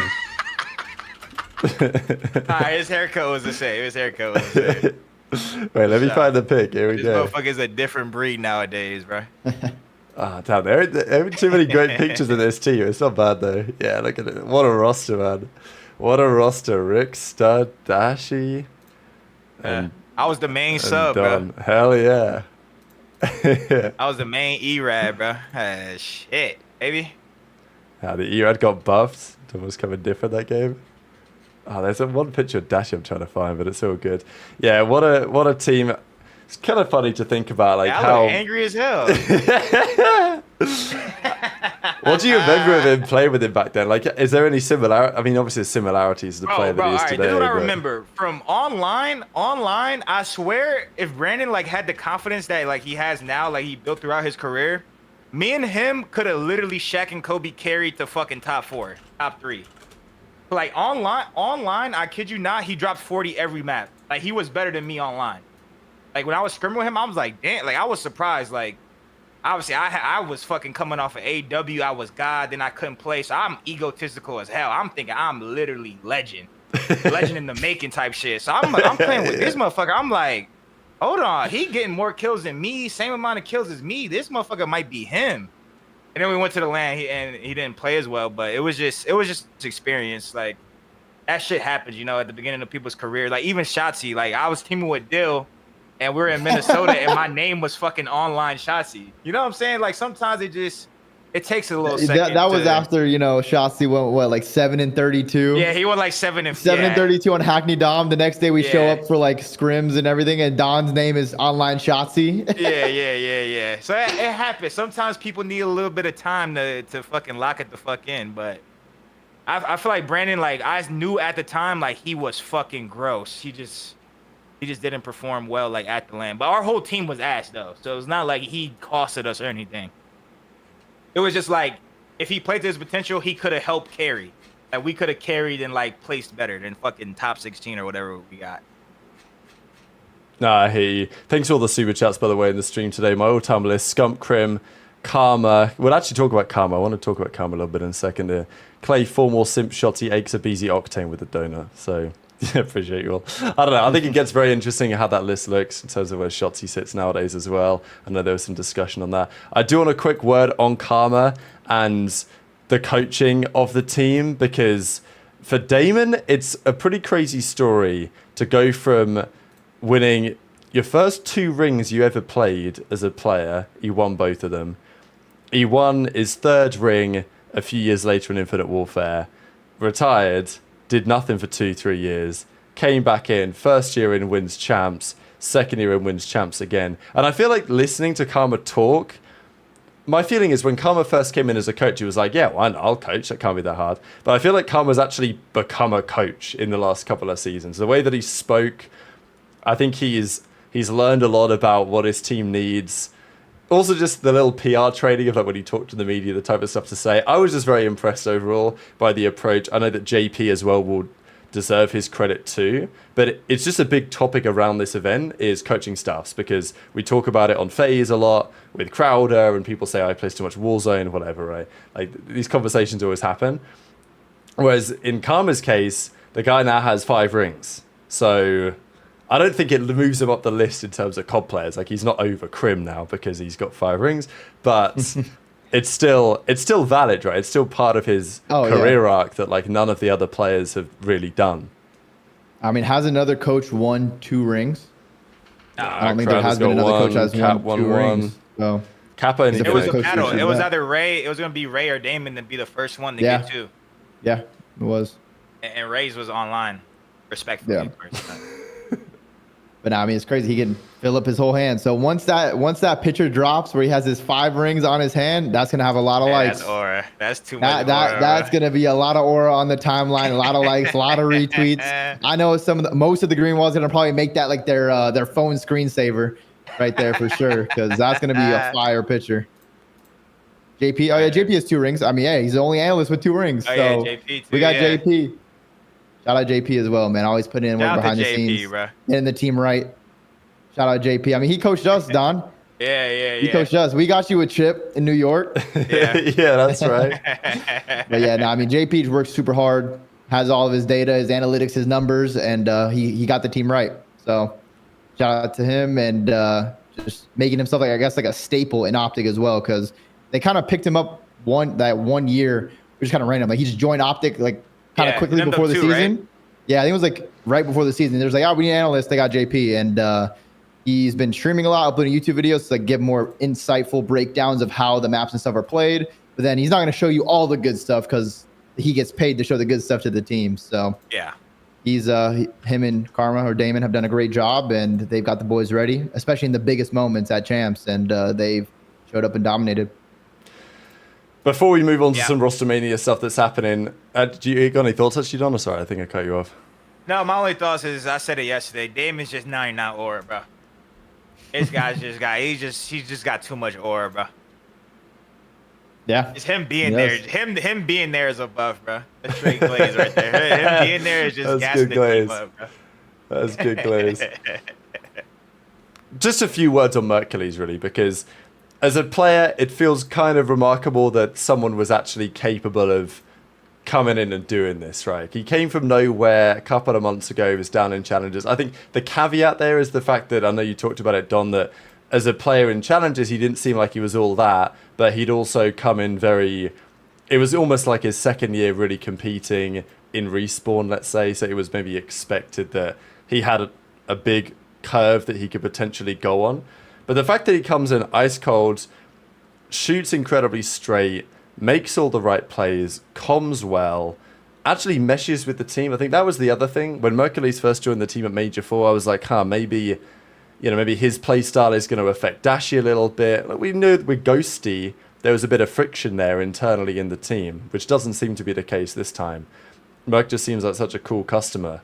And it's just a cool story for COD, the fact that a player like that does exist. Other players like him may continue to exist. And also it makes ROSTERMANIA very interesting, because if I'm any team out there, I'm sitting there thinking, damn, well, if they found Mercules and now they're the best team, I gotta try something, right? Like the whole Envoy talent in challenges thing is a topic people will talk about. So I just don't know if you guys thought it was really possible to find a kid from challenges, bring him in. I was talking about this in a video, right, Dill? You won Champs 18 years, 2 months old. And I thought, and I still think, that's never going to happen again. It's not possible, mainly because Champs is now at the end of the year. Yeah, because it's the end of the year, yeah. Right, so it's basically not possible. And even if it was possible, then someone would have to come in to a team that could eventually win Champs on like 2 months' notice, right when they were 18, and then win Champs 2 months later. Even that felt impossible in and of itself. But I think Mercules has proved that, no, actually, that is doable. Merc isn't 18, but you get my point, right? That someone coming in from challenges can come in and completely rejuvenate a team. Now, obviously, you need 3 quality players to make that happen alongside him. But still, your thoughts still on this? I mean, well, the only players that have really done that would be Simp and BO4. He got picked up. He played, I know he played London. Yeah. He played Miami. Or he played London. Okay, so he played 4 events total and ended up winning 2 of them. So like Sim did it, and Mercules did it as well. So those are the only 2 players I can think of that came in mid-season and then won Champs while still being like that rookie player. So that's a good company to have. I mean, Simp and Mercules. Now people are like, oh, I want to find the next Simp. Now people are going to say, I want to find the next Mercules. And just going to get more opportunity. And I don't want to get a whole discussion about the whole farm system and challengers and everything, but there definitely needs to be more support and stuff, because not as many players are playing Call of Duty as there should be and as there once was. Because when I was young coming up, I was like, me and a million other kids wanted to be pro COD players. Now it's probably like 20,000 of people we just want to be pro players now. So hopefully there could be more people that try to compete in Call of Duty. Obviously something needs to change for that to happen, but it creates stories like this with Mercules, who joins a team that's struggling, who of course OpTic are the biggest team in the scene, and completely changed the team around, completely changed how the organization looks and his life as well by winning this ring and OpTic's second ring alongside a couple other players. So it's just such a good story, and it's hard to have that happen with a not that good challenger system and path to pro. I agree with most of what y'all said. The one thing I do want to say, though, which might be like going against y'all, is that I feel like people been trying to find the next Mercules and the next Simp. I mean, especially me being on goddamn Paris Legion, Jimbo, like I've seen a lot of Hail Marys. Like, let's not act like teams ain't been doing a lot of Hail Marys because they're doing it. It's just not working. Yeah. Just none of them. Most people don't talk about the one that don't work. Everyone's like, oh, pick up a challenger, pick up a challenger. But if you look at challengers, sorry to cut you off, most of all the top ones are old pros that got dropped out of the league. Right. Like the team that just qualified for ESWC, or the World Cup. Hey, let's go. Keep saying ESWC, the World Cup. It was like Prolute, Standy, Brack, and Yuli. Whole team's been in the league. Not saying that they can't get back in the league, but I'm just saying there's been a lot of like dipping in the challengers, man. I just feel like the main thing is he got his opportunity and he did not fucking crumble. That's what I tried to say at the beginning, especially like to LAG players when they picked up T-Fel and Lunars. Listen, there's gonna be next year during the next season, there's probably gonna be, let's just say 5. There's gonna be 5 opportunities for challengers players to come up. When y'all get y'all fucking chance, do not break down, bro. Like, making the league is not the end. Like, you got to make the league and play good.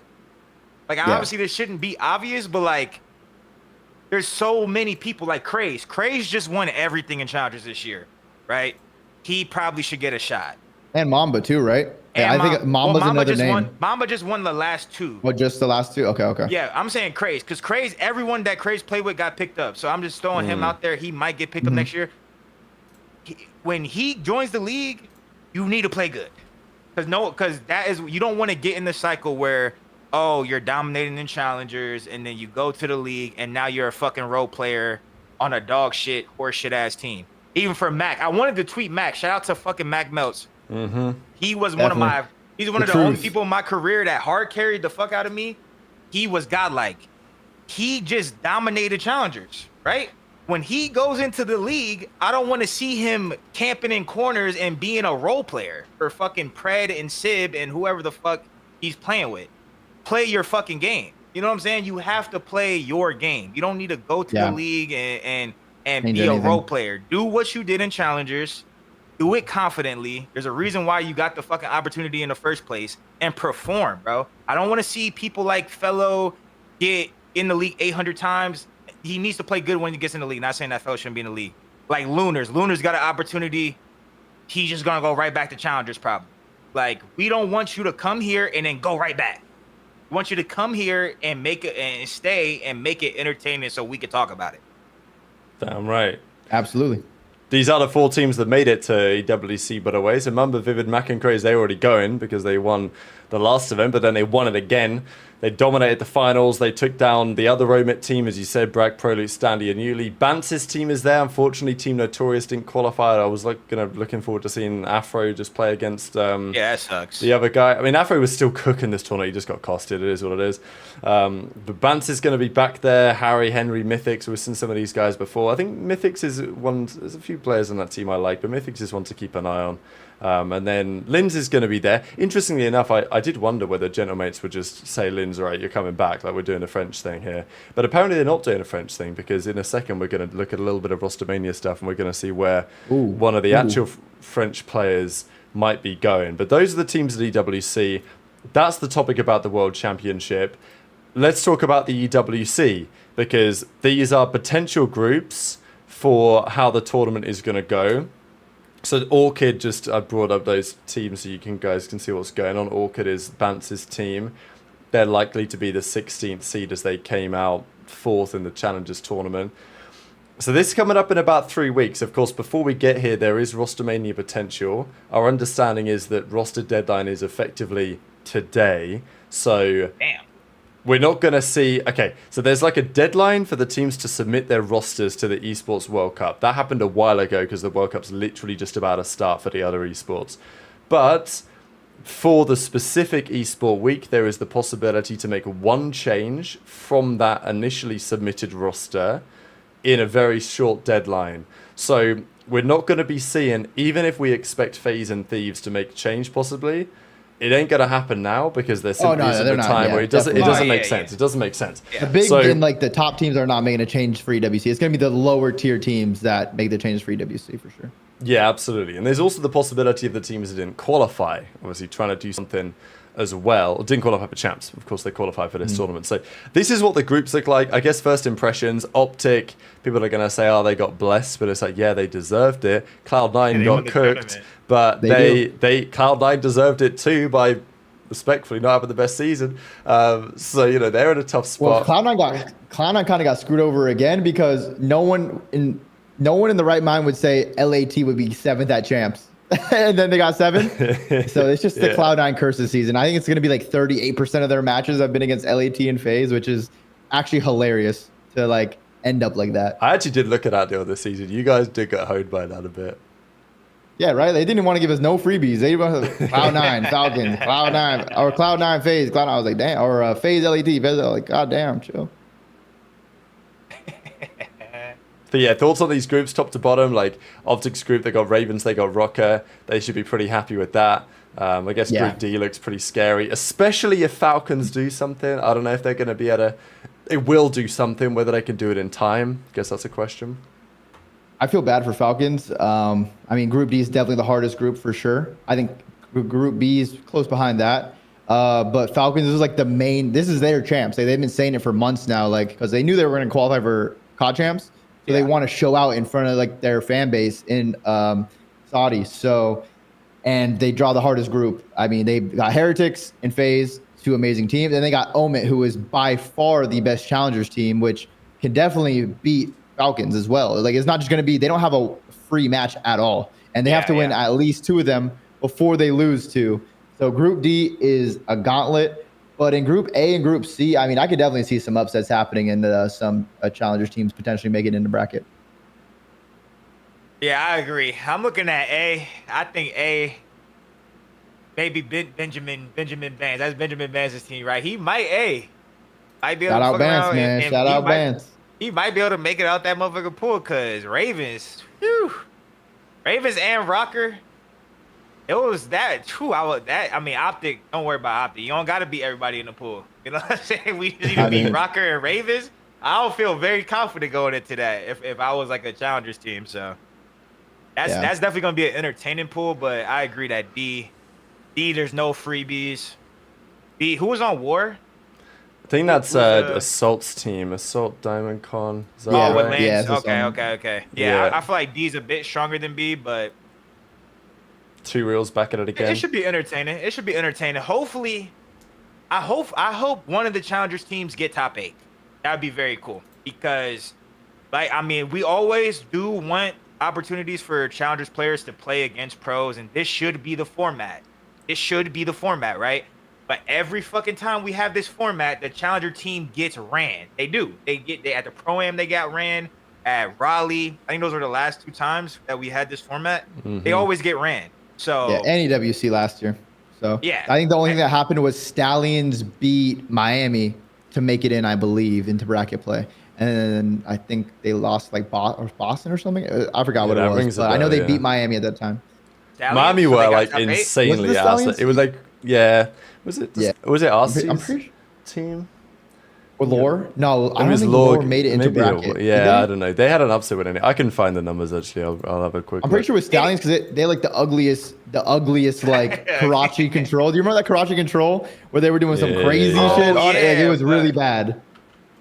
Damn, I know who. I don't completely remember, but my point is that when we get these formats, actually, none of them made it. They all finished. Stallions finished top 12. Law finished top 12. Okay. Yeah. I just remember like the Heretics were just ass, bro. It was insane. Yeah, they were really bad that one. So this is the fourth. This is the 4th event with this format in like 3-4 years. Then you got to make it count. This is literally your chance. This is the count, bro. If you are a challengers player on a challengers team, because even last year, I remember going into it, everyone was talking about Cobra. People saying Cobra signed all these teams already. They go to that tournament, they don't play that well. Some stuff is being said about him behind the scenes. He's on a team anymore going into this year when he was like, it seemed like a lock on a team. So this is for the challengers players. This is their actual champs to get in, because if you go here and fry, you even just get a top 8, you make it into bracket play, you're getting picked up next year. And if you don't, there must be something super unlucky about you. But Yeah. It kind of sucks too. I do feel bad for the Omit team. I would love to see them beat a FaZe or a Miami or a Falcons and make it into bracket play. But the best challenger team having the toughest bracket is kind of tough. Imagine they had like the A or B ones or A or C ones. They would have a lot better chance of qualifying. But hey, maybe they can still come out and do their thing and qualify for brackets. They might be the second best team in A. Yeah, actually, they actually might be. They probably would. They'd be the second best team in A. No bullshit. The winning challenger champs kind of screwed them over in a way. Yeah, it's actually. That's a good point. Like they got to. It is going to be interesting as well to see who really grinds, because let's say, as you said earlier, Dill, if you look at these teams, the pro teams, are they going to be going as hard for this as they did for champs? No. Maybe with the exception, I guess, of the teams that didn't qualify for champs. But even then, they're in an interesting spot. There could be some changes there. So I guess, yeah, if you're the challenger teams, you probably just need to outwork everyone for the next 3 weeks. Yeah, I mean, the challenger teams need to outwork everyone because this is literally career changing if you come out and fry here. And I mean, I think the teams that are going to work the hardest are actually FaZe and LA Thieves. Because if they bomb out, or if they even get a top 4, because that's considered a bomb out for those rosters, that's maybe a couple more changes that happen between those teams. So LAT and FaZe need to be absolutely locked in, and they just watched OpTic, a team that Scrap was roasting the whole year. I think he said he was going to rip his off, and if they win champs. So he did say that. That was the end of October last year. So, you know. Yeah, they both fumbled at the biggest tournament of the year. Yeah. Obviously, winning EWC doesn't heal choking at champs, but it's going to change the conversation a lot. Okay, they did bad. They bounced back and at least got top 2 or 1 EWC. So. Yeah, agreed. Let's talk about some of the changes that we are potentially going to see then for this tournament. There's a couple things we'll finish off the show with as well, but some things have been happening on the timeline today. I don't know if Vinny Gage's tweets are still live, but I will have a look to see if they are. I know one tweet that is still live is Ronnie's, so we're going to get to that one first. And that is on the Ravens. So, as we say, we've got a little bit of time to make a move. They've got a few hours remaining to get the contract signed. In Ravens' case, they just played at champs. The other teams have had a bit of time. If they wanted to make a change, they could have sized it up to figure out what they want to execute. Of course, there may be players at champs who are potentially gettable. I think what also I find interesting is that, say, someone like Mac, not like you're going to sign him, but you could, but he's right, you know, he's on a team that's going to EWC and challenges. Does he want to leave it? Okay, he would if he got an offer, but it gets kind of interesting, right? Because you could maybe sign someone like that, but it's probably not going to happen. But anyway, Ravens looking at Cobra is the big rumor. Cobra obviously played on Gentlemate last year's World Cup, didn't get an opportunity this year. Pretty solid. Player with a bit of upside. Is it really changing the game for Ravens? Because at the end of the year, they were just dog shit. It was the Vivid curse. Their last like 13 games. Is it for Dylan Rex? Well, this is a question. Let me click on the article and let's find out. Yeah, it looks like Rex is cut. Rex is... oh, no, actually, hang on. Apparently... Yeah, Rex is reportedly being dropped to make room for Cobra. That's what Ronnie says in the article. Interestingly, this season, Cobra has been playing with an SMG rather than the flex that he's occupied in recent years. If this move happens, we'll be interested to see how the roles get adjusted. So, yeah, there you go. Rex, he had his stint. Ooh, I mean, bro, I got a lot. I mean, ooh. One thing. You don't got to say too much, Don. Just make it nice and quick, man. We all know what you're going to say. Make it quick, Don. Make it nice and quick. I feel bad for Rex because he was better at Model Warfare 3 than this game. I also feel like the team literally just fucking trolled because they forced a roster decision, a roster change, and I don't think everybody on the team even wanted Rex. So it's like I feel like they just lit the end of their season on fire. And now they're just throwing Cobra like a fucking dart at a wall, and they're just gonna try to pray for what? Top 8, top 6? Like they're chalk. This team is chalk, bro. Yeah, I mean they're probably not gonna come out and do too much. Maybe they qualify for bracket because they have an easy pool, but they're not gonna go much further than a top 8, depending on who their matchups are.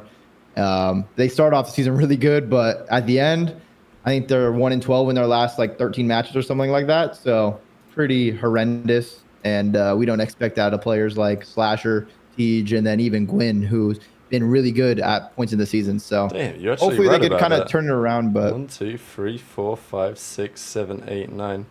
And okay, they're 1 in 9 in their last 10. Yeah. Oh no, shit. This includes. Wait, I'm looking at Rex's. I'm including the qualifiers. Yeah, it might be even worse than that. It might be 1 in 11 or something. Bro, Dylan Rex in Challenger, like, I mean, and like I said, I coached my Challengers team this year, and like we played against Rex a couple times. He was cool. Last year, he was a problem. Like, I'm telling you, this kid last year in Challengers, he was definitely a top 2 AR player in Challengers. Like, he 1,000,000% should have. I mean, I'm pretty sure he had a, like, the whole situation with him, to me, is just a fucking airball. So I'm pretty sure last year when Spart filled in for 2 matches for the Rocker, at Rex had that same offer, and he said no. And they went game 5 versus New York and FaZe, or New York and Toronto or something. They lost 2 game 5. So if they played with Rex, who knows what could have happened, right? And then maybe he could have impressed Dan enough to get an offer or play on the roster for the World Cup and then join the team for the next season. But like, this kid was a problem, and then now he goes into the league and 1 in 9 shit stain. Like, it is one of the 11, like, by the and way, the team. right. I feel like the team also trolled with the decision, bro. Like, it just. They forced themselves to like make a change. It feels like. Yeah, they forced themselves to make a change, but like, I don't think the whole team as a unit wanted to change. Like, it was just stupid. It just didn't make sense. Yeah, and now it just makes everyone look bad. Him, Rex, because maybe if he goes into a different situation, it turns out a little bit different. Yeah, he probably wouldn't have played that bad. Yeah. But now, unfortunately for him, he's probably maybe he gets on a bottom of the barrel team in the league again. But odds are even that like it's not very good. You'll probably make more money if you just stay in challengers and win a couple of the lands and then challenger champs compared to getting paid the league minimum and getting a top 12 the whole year, you know? Yeah. It creates interesting stories around, to some degree, around Gwyn, although I think for most people, Gwyn is pretty safe from criticism. But the other 2 guys is interesting because Slasher was actually Thanos at the start of this year. Like, he started this year nice. Yeah. And then he ended the year just a horrific run of form. And I think Slasher gets underrated by the community to some degree, but I've seen a lot of comments. We know he's your favorite. He's got to retire. He's got to retire. He's got to retire. I don't buy it, but like, look, I don't. I know what you're talking about. Yeah, Slasher, good player, world champion. Yeah. But yeah, equally, I can't defend. Like, he was dog shit at the end of the season. I think. Yeah, I mean, Austin's my guy. I went pro with him, but like he fucking fried in the beginning, but he played like ass at the end of the season. So like, it is what it is. Is it interesting? Like, I always think, for example, in Kenny's case, Kenny is so highly rated by the players, it don't really matter. Kenny's always going to get a spot, even if he drops 0.7s. Like, it's going to happen. Obviously, comes a time where that no longer is a thing, right? Like, you can only get shit on for so long before your stock falls to a certain level. For Slasher, I'm hoping that it's still in a good spot, but also Slasher always has this. He doesn't like teaming with certain players. Like, he likes a team with guys that he kind of knows, or he knows that he can get results with, or whatever. Like, he's generally had kind of an aversion to teaming with rookies and younger guys, which maybe makes sense. I know that Clayster, when he was at the end of his career, he was playing with kids who were like 18 when he was 30, and he was like, "It's just done." Like, culturally, it doesn't really work. Which I understand that too. So I'm kind of hoping that Slasher's still got the connect. I mean, maybe, I don't know, maybe Slasher and Tej find somewhere to run it back next season. Tej also ended the year pretty bad. Maybe he's got to run back the LASIK surgery. I don't know. But it was a tough end to the season for these guys. Did they make a mistake dropping Vivid? I mean, every team that's made Vivid or that's dropped Vivid has made a mistake when you look at the numbers. So that's crazy. Every team has gotten worse. It's the Vivid curse. And it's happened every season too. So yeah, he's been dropped for literally 5 years in a row. They'll get worse. Right? Yeah, it's wild. What do you think about Slasher, Don? I mean, I was talking to him at the event. He was doing the pre-show with me, or the watch party with me for like most of that one day. Yeah. It's just, I mean, I just know Austin so well, and I know like his true self. And I just feel like if he can't find a situation or play in a situation where he can be himself and just really like let loose, you know, maybe maybe yell at a few people, you know, rage off, complain, you know, do his thing and just find the love for the game. And there might be time for him. I don't want him to play. I love Tej. I think they should keep Tej personally. I know his at the end of the season he didn't play too well because the team was just fucking terrible. But if I was Ravens, I would keep Gwen and Tej, and then hopefully Austin. I want to see Austin play with like Kenny or somebody, somewhere else in the league, and just somewhere where he's respected like highly and could just give him let him feel like he has power on the team, because I feel like that's just what his main thing is. Like I know on Boston, I'm pretty sure he wanted to keep Cap. They dropped Cap, and obviously sometimes the organization makes better decisions, right? Like keeping Snoopy. So I keep seeing people in the chat keeping Snoopy paid off for Boston, even though it was a goddamn 2-3 year payoff. It worked, you know. But as players, you want fast results. You know, you want fast results. Austin's fucking 30, right? He's 30. Yeah. He doesn't have time. He doesn't want to sit there and play with such and such and have them learn spawns for 2 years. You know what I'm saying? So if he can't find a situation like that, I feel like he should just move on. He's got a lot of money saved up. He's got his fucking robotic engineering degree. I feel like, yeah. Yeah, because I feel like it's not really an issue of him getting on a team. He can get on a team. He'll get on a team. But it's more likely than not going to be like a bottom of the barrel team, not getting paid that much, not teaming with the best players that he probably even thinks are that good. So it's like he has to go in there, take over, be a leader, teach these guys things that the top players would already know. So it's like, do you really want to do that at this point in your life, or do you want to do something else? So he has the option to do both. If he wants to play, he definitely can continue, but it just would be probably a tough situation that he himself might not want to be in. So yeah, we'll see what happens. No, understood on that one. Let me go back to the Vinny Gage tweet. I'm hearing Cole will be joining Ravens. He did a couple other ones. Let's see if they're still up here. No, can you believe it? They've been deleted. I'm shocked. I think he tweeted about maybe Rocker as well, looking to do something similar. But yeah, I'm a little bit intrigued by what the other teams are going to do that didn't qualify for champs, because I'm not expecting, apart from Ravens here, I'm not expecting any other teams to blow it up who did make champs, because we didn't really talk much about Miami, but I think there's an interesting conversation to be had on this team going into next season. Rencor was just so godlike this pretty much whole year, and even at champs he had the second highest KD in the end. He popped to 1.24 to end out the tournament, so he had a mega result. Super with a great season as well. Real was really good. Metal's just a pretty inconsistent piece. Again, if you're trying to find another Spanish player out there, it's kind of not possible. I know that some people have said, what if you go and get Snoopy, because you know Mexican, he can speak Spanish. It's a conversation maybe to have. I know who they should get. What do we think? I mean, shout out to Miami. They completely turned around this organization, how people view it. Because before it was like, oh, we're playing Heretics. Like, you know, it's not, we're going to smoke them. But now it's like, oh, shit. Heretics is beating FaZe. They beat LAT this season. They have a couple top threes. Rancor Super, absolutely disgusting coming in this year and just like frying. Of course, Rancor MVP or Rookie of the Year. Real, we all know how talented Real was. So he just kind of kept doing his thing. Metals is like inconsistent. But when he is frying, Miami's winning. It doesn't, that's the shit. If Metals is frying you, you're losing.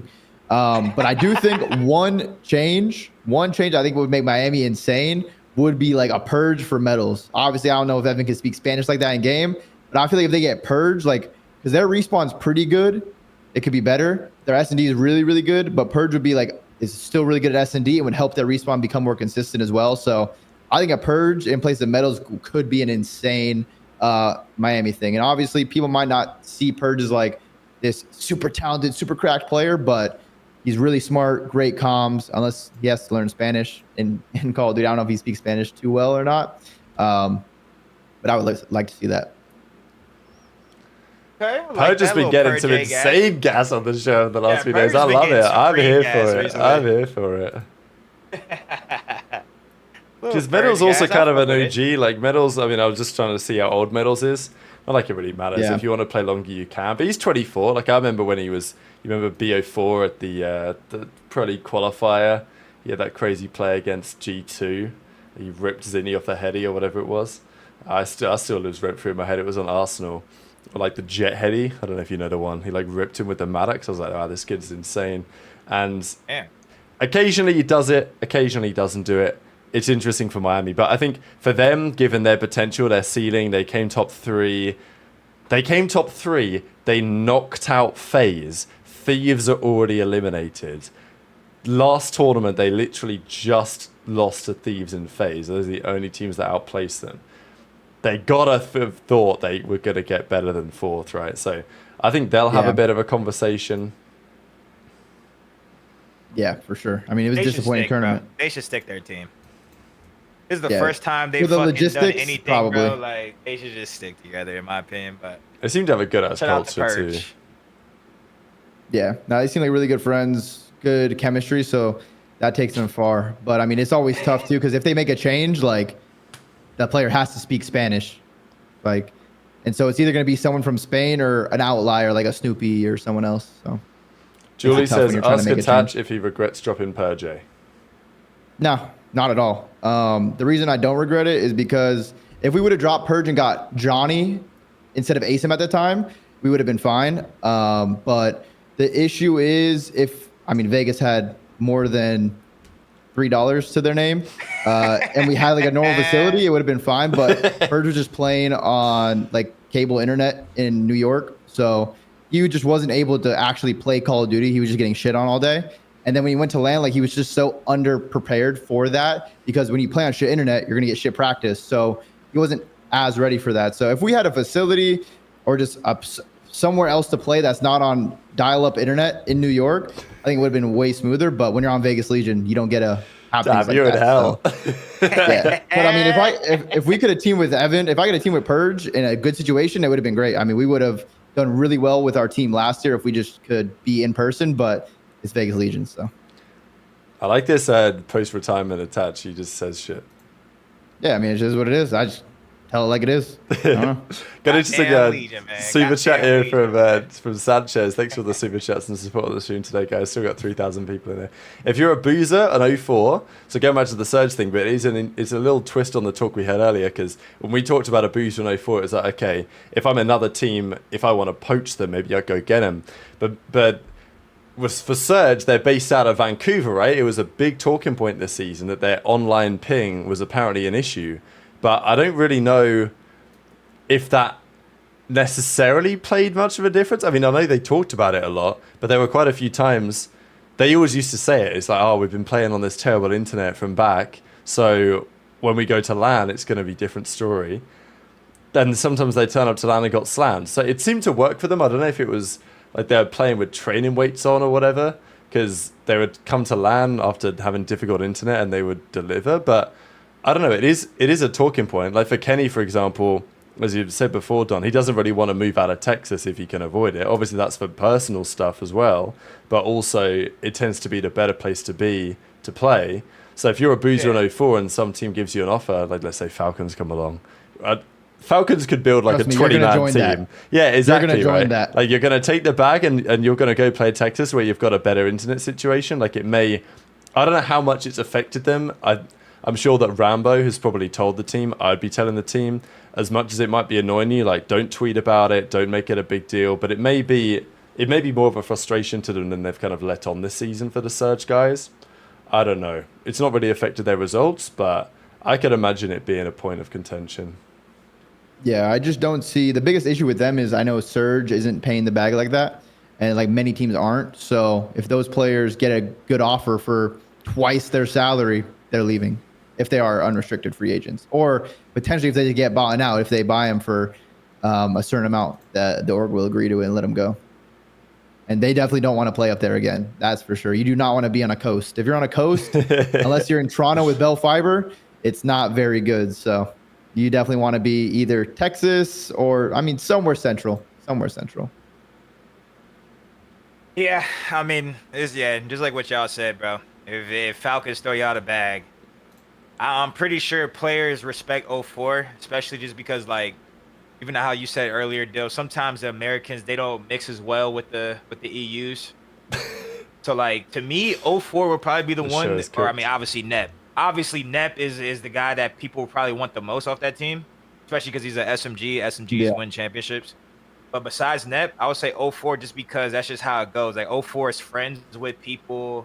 on other teams. Like they just fuck with him. So if they offer 0 for the bag, deuce. Get the fuck up out of there. I mean, unless y'all really think y'all can win, then I would leave instantly. Even with the win, that's just such a gamble, you know? It's such a gamble to take that you should just take the guaranteed money. So. Yeah, because you built your stock up to a certain point. You don't know if that's gonna be repeated. You got to get the money, and then obviously if you're getting paid a good amount, your organization is going to be paying other players usually better salaries than the rest. So you're going to want a team. Good players are going to want a team with good players. So it'll just make it a lot easier to recruit on an org that has a lot of money instead of saying, yeah, we want you, but we can only give you $60,000 compared to, oh yeah, this org's giving you 180K. You're like, oh, bet, yeah. We're doing it. Better team and a better salary. I'm in. Yeah. The other teams that might make changes. So the other thing that Vinny tweeted, chat pointed it out, is he said Rocco were maybe looking at Mamba. So, because he qualified for challenge for the World Cup after doing his thing on the Omen team for a little while. I know you were talking about him, big head. Bro, that is fucking insane. If Rocker pick up Mamba, bro, I'll be so happy for that guy. Mamba should. 100%. And it is nothing else. It has nothing to do with anything else than just look at Group A and look at Group D. Mamba should 100%, if he can join Rocker, should join Rocker. 100%. Oh, yeah. Of course he should. I'm saying like that's just crazy that he got that opportunity. That's what I'm saying because. Bro, poor Craze, man. This guy can't catch a break. No, yeah, Craze. Everyone that teams with Craze goes to the league, bro. Except for Craze. Craze, what's good, man? He needs a shot. He needs a shot for sure. Nah, but bro, I was just talking about it yesterday, Dale. I played a cup with Mamba whenever like roster changes were like shifting last year. There's like a little weird period where I got left out, and then I played a cup with Mamba and I got the other guy I played with, but bro, he is like how you said about Evan. Like he was in Cali. Like he was literally like those guys in BO2. Your Cali circle. Like he's in Cali on 90 ping every map. Just like he's talking. It sounds like he's talking through his phone. Like he's not even talking through a PC, and he's just fucking getting shit on. But it's like I don't feel like he's bad. He's going to the right places. He's just on 100 ping every map. And the next thing you know, he wins. Like I saw his tweet like a month or two ago. He fucking won his first ever cup. Like mind you, he never won a Challengers Cup. And like or anything, like not even a cup, a elite, nothing until like a month and a half ago. So he wins the cup, he wins the Challengers LAN, and then he wins the Challengers Champs. Like that's a fucking turnaround right there, because he was like a top 24 Challengers player, like, and there's still 12 more teams not in Challengers, so that's like top 36 team. Like that was the type of areas he was like finishing in. So if he gets to play with Rocker, that's amazing, bro. That's a fucking turn up and a half. Yeah. Wait, is he an AR or sub? He's an AR, right? He's an AR. Yeah. So I mean, they'd probably be getting rid of. I would think it would be Geo. Geo, right? Which would be very probably, interesting. Because they're not getting rid of. I think the only one that would be safe on Rocker is Kenny, because it's Kenny. So that would be the only one that would make sense. I don't see Rocker getting rid of Kenny. What is your opinion on Geo? Because you played with him, right? Geo, I mean, he's a shooter. He was still young, so he's like is learning and developing in his career. It was just tough with because Geo and Nero kind of remind me. They're like the same player, but just different roles. Yeah. Like super talented, but it's like the knowing how to play the game and knowing what to do in these situations is like that's where they need to really get better at, because they have a great shot. They have times where they can pop some crazy three pieces and have some takeover maps, but it's just becoming a better overall player, smarter, and knowing what to do in these situations and using that and your talent instead of having your talent just bail you out of situations. Yeah. So, I mean, that's really it. I feel like they're the same person, just different roles. Okay. Yeah, maybe you can't have multiple of that on the same team. It's pretty interesting. We'll see what they decide to do. I think the big question for me, I mean, the other two teams that didn't qualify, obviously Gentlemates, I don't know what they're thinking. Who really cares, maybe? And then Falcons and then Cloud9, because Cloud9 ended the season in such a shambles. Both of those teams didn't even play in that Ultra tourney that happened the weekend before Champs, right? So Rocker at least played in that one, the forfeited the second round. And then LAG at least tried. But Falcons didn't play in it. C9 didn't play of it. Okay, you might say what you want to say. That's all I'm going to say. Like, then if you don't want to comment on things, don't comment on things. But it's like, I don't know where their head's at going forwards, especially going into this one. Especially because I think people have had the theory for a long time that at least Falcons will have a look at getting Sib. It just makes too much sense. They've got the bread. He could play with Pred. I don't know. It's something that at least they'd think about. But I don't know what the hell that means, because if they do try and get him, maybe they can't get him in time, but then it's like, well, Falcons run this whole shit, right? So if they want to get an extension to their deadline, I'm sure they can have a word with the Crown Prince.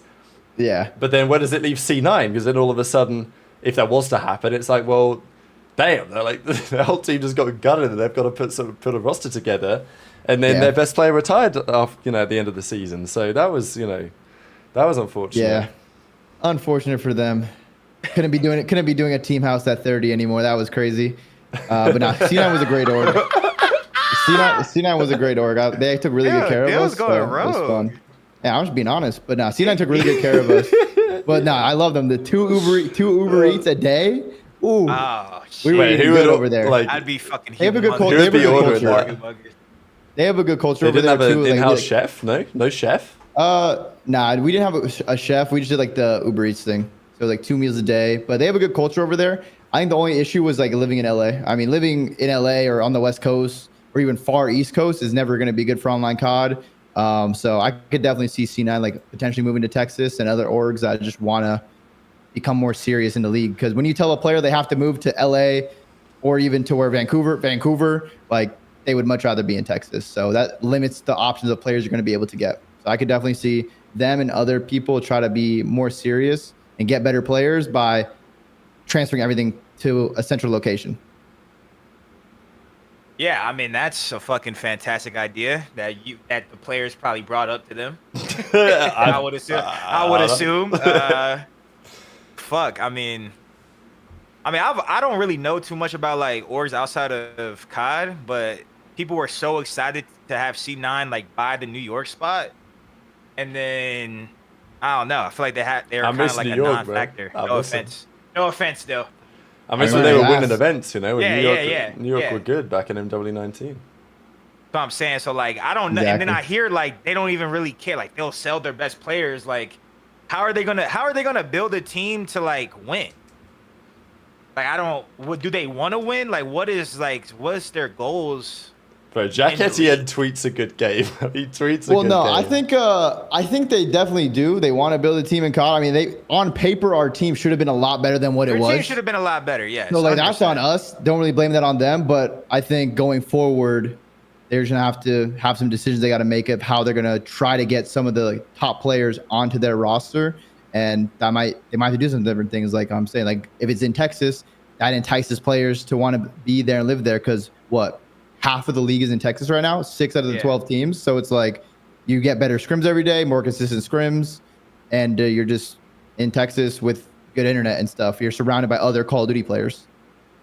Yeah. Yeah, maybe we say, okay, no Uber Eats budget, but you get to stay in Texas. I think, exactly. Probably take I'll pay for my own trade. apartment. We good. Just, but nah, honestly, I think LAG, what they need to do going into EWC, I think they just need to pick up like a fun team, I guess you could say. Like bring back the OpTic Dynasty. We're so cooked, bro. We're so cooked. Pick up me, pick up Enable, Zuma, Clay. Like let us play EWC for fun. Like, don't even let the team that was playing before go. Let's be honest. No one wants to watch that. Just make it a content team. Like pick up the old heads and let them run free. Bro, that'd be an insane. That's what I'm saying. People would like that. People would love that. Just sign me up. Okay, who do we build a team? Because I was thinking, okay, you want to put back the old FaZe team, but you can't get Clay because he's on Falcons. Yeah, that can't happen. Yeah. So you can't put the Dynasty back. You can't put the OpTic Dynasty back together. So, like, I don't know. Would you reform an old team or would you just make it a fun team? Just make it a fun team, bro. Just make it a fun team. End of the season, have the team stream scrims. Have me, Jay Lito, Fatty, and one, and we're streaming scrims and we're showing, like, you know what I'm saying? Like, just have fun. The thing is, who calls the shots here now? Because if I'm Gataga, I'm game for that. But do LAG still exist? Like, does anyone, like Alex Rubens or whatever his name was, he used to be at LAG? I don't think Alex. Like, does he still call the shots, or because like does anyone at does LAG exist in any way, shape, or form? Because I feel like LAG are the type of org that would veto that shit.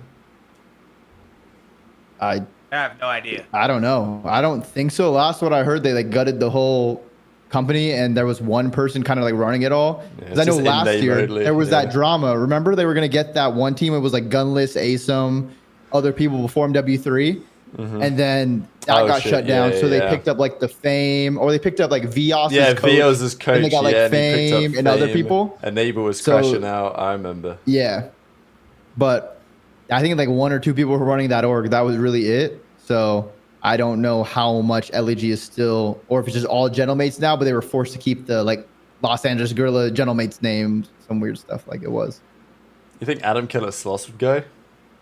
Oh man, I would do anything to team with Adam Killer Sloss. No Sloss, Haggy, and fucking Mir. Fucking Mir up there. I would love to watch that. I would love to watch that. Haggy, I don't know, get John in there. I don't know. Yeah, don't judge Juanito. Do some COD Legends. Throw Juanito in that motherfucker, man. I think you might have hit on a good idea there, though. I think I might need to take over this People will love it. When Breaking Point have a team, then like we're gonna do that shit. Oh, easily. I'll me make and John, we're gonna play cups this year too. Hell He wants to play, bro. John will be down. That guy's always trying to game on some shit. Is John coming back next year? Running back one more time? Nah. He has a job. He works a job now. He just wanted to like play. He just still wants to like play like a little bit of shit and like not like practice. You know? Not serious. He just wants to like play here and there, have fun. Yeah. I respect it. So yeah, those are kind of the main teams that potentially could make changes. Obviously, we've talked about some of the other teams that could blow it up too. Of the teams that came through champs, probably we're not going to see anything immediately. I guess we can have a look at the Falcons team and just see what they might look to do, because I think people are throwing around the Falcons name. Anytime anyone talks ROSTERMANIA, people are saying, okay, what does it look like for the Falcons? I think also I'm intrigued to see if Ravens still exist after the World Cup. I'm hoping they don't, respectfully. Obviously, I'd love Slasher to be in the league still, but you know what I'm saying. They gotta disappear, and something else has got to come in. Maybe someone else with money. Obviously, there's been theories around which other organizations might come in. I've got a couple messages of people saying, okay, it could be this Saudi team, it might be this Saudi team. We talked about Twisted Minds. We talked about our Katsir eSports. There's a couple of others maybe that are throwing their hat in the ring. I don't know what the CDL thinks about that. Because if I'm the CDL and I'm seeing, you know, let's say 2 orgs are up for sale, maybe Boston still or whatever, I don't know. Maybe Gataga's had enough and he wants out. Hope that doesn't happen, but you never know. Certainly for the Ravens, you think it's possible. And then does the league want to say, yeah, we'll have another couple Saudi teams in? Because it just... I'm sure the league would love it. Maybe the league would love it, but it depends if there's other interest, right? If there's interest in like a North American-based team or a European-based team, then maybe I'm thinking, okay, we could maybe bring them in. But because the league, I think, still has kind of final say on this stuff. It's pending league approval and all this. So, but I am hoping that another team comes in with a back. Because right now, as you said earlier, it's like, okay, OpTic, they can pay the money, they can get who they want. Even if they don't pay the money, they can still get pretty much who they want because they're OpTic. Thieves, they spent plenty of bread putting that team together. FaZe, I'm still assuming, have some money from somewhere. And then it's basically just Falcons then. So and there's a drastic drop off of player salary and contracts and money. Absolutely, yeah. There's a drastic drop, as I'm sure you're familiar with. So that then, the thing is with the Falcons, you could link about 20 players to the Falcons. And I think we have I don't think anyone's really off the table for them. Obviously, other teams that they might be on the roster are going to say no, but Falcons, if they want you, at some point they're going to get you. But they've only got 4 players, like they've only got 4 roster spots. And I don't imagine Pred's going anywhere because they seem to have signed him to the Supermax, face of the franchise. That's how it feels like it is anyway, although I don't know what that looks like, obviously. Xnid, I'm sure they would like to keep because they're trying to do this whole like, oh yeah, well, we're the Saudi org and we've supported the Saudi teams. They did that whole post about it because a lot of the Saudi fans weren't very happy that they'd got rid of the Saudi team. Although I'm sure many of them understood it. So they were like, look, we're going to keep helping the Saudi guys on our Challengers project. We're keeping Xnid in the roster.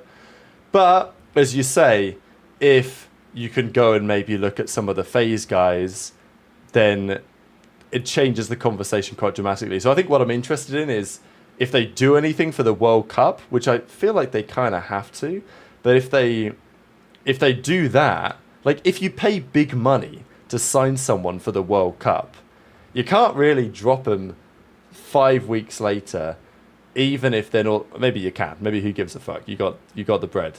Like, if they shit the bed, if the team's still bad, and FaZe say you can have a whole roster, you just sign them. Whatever, get the checkbook out. I don't know. I just think Falcons are super fascinating because they might not operate like other orgs. They might not be. They don't need to be sensible if they don't want to be. Yeah, I mean, as you can see in other esports, they go in, they take over, they buy the best players, like they've done in Warzone, CS:GO, Apex, like all those other games. They've done that. They just go in, get the best players, they run it now. And I feel like they want to do the same thing with Call of Duty, and that could have hurt them going into EWC. Like, oh, they don't want to just sign this player for EWC. They want to wait long term. Because what if a FaZe member, like you said, becomes available and they already signed some other guy? They're like, oh, we just paid this amount of money to get this other guy who is good. But let's say now we can get a FaZe member after that. They're just like, why would we just do that for EWC when they can do it more long term? So I definitely think they're going to be big spenders in this offseason and try to build a competitive team. Now is the tough part with XNID, where it's like, do you keep XNID on the roster? Because the top players aren't going to want to play with XNID right now. Right. XNID has improved so much and it's been so good to see, and he's so easy to root for because every time they win a map or a match, he's so passionate. You just like feel happy watching him win because it's just like, damn, like you feel so good for him because he loves it so much. But if you could sign some FaZe members and just other top players like that, they're going to want to team with other people instead. So it's like, what will Falcons do? Will they keep XNID and have a little worse of a roster, or try to go like just ball out, have an insta top 3 super team, you know? Right. I mean, if I'm Falcons and I have a chance to get all the FaZe, I'll just get them. I mean, everyone says they got unlimited money, spend that bag. This is a perfect opportunity. I think these teams are in shambles. I think they are. I think they're in absolute shambles. The economy's not looking great. Yeah, the economy's not looking great. But the esports economy not looking great. I'm just saying the teams are in shambles. Like FaZe and Thieves, I think they're in a little bit of shambles. You throw some people in there, some cash, they ain't finna take it. So, I think this is a good opportunity for Falcons to get a good roster. Yeah. Someone sent me this. So this is so Falcons. I mean, like this is like prime off-season cheese, and we're only one day after champs. But they said, all right, look at who the Vegas Falcons follow on Instagram. So I'm seeing Lunchtime. I'm seeing Breaking Point. Shout out Breaking Point. Attach? I'm seeing. You know, maybe I'll just. I actually don't know. Am I gonna get blessed? I'm seeing Tyler and Beezy. That's who I'm seeing. That's what people are talking about. No way. Yeah. Falcons and Beezy. I mean, I'm sure he wouldn't mind getting paid $500,000. Yeah. To be fair, there would be worse. There's worse times to call up a Beezy and say, "Hey, you're interested." Right, I'm looking through it on my phone here. We've got. They follow COD, Toronto, OpTic, Breaking Point, COD League, Falcons, Priester, Cloud9, COD, Clay, couple of their content creators, LAG for some reason, Heretics, XNID. This is crazy detective work, by the way. They follow Clay. The only player that they follow who isn't the only player they follow who isn't on their org is Abizi. So damn. I don't know. It's a little interesting. Falcons I don't know when Falcons Abizi, Falcons Celium. Who knows? I don't know when they followed him, but it'd be really interesting. Like, what are you thinking? Abizi and Pred sub duo? It could work. It could work, but someone needs to get hill time out of them for sure. Yeah. Someone's gonna need. It's gonna need. They're gonna need a soaking AR for sure. Yeah, they will need a super soaker AR. Because like Abizi's running it down. Pred's also like a up front line slayer.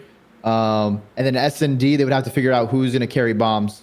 That's another thing too. Because Abizi's first blood guy. They need Lamar. I was gonna say it. I was just about to say it. They need Lamar to sit in the hill, grab a .8 and plant the bomb too.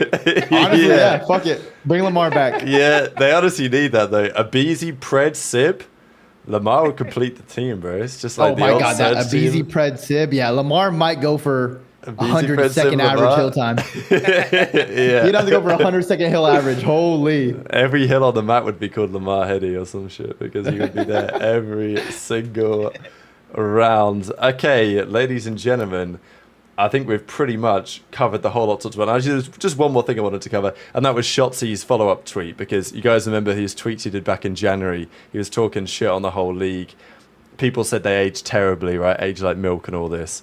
But then you look back at it in hindsight, and it all worked out. So I'm hoping what this means is, in future, Shotzi will run it back and do the same shit, because what happened is that Shotzi realized that it backfired on him and he stopped tweeting. He didn't say anything. This guy just went absolute radio silence. But he ends out the year and he says that's how you play for the win shit stain. So I respect it.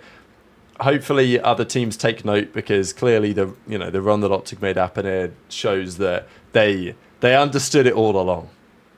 Yeah, this was planned. Like the 0-18, the picking up Hugh, dropping Hugh, picking him up again. It was all planned.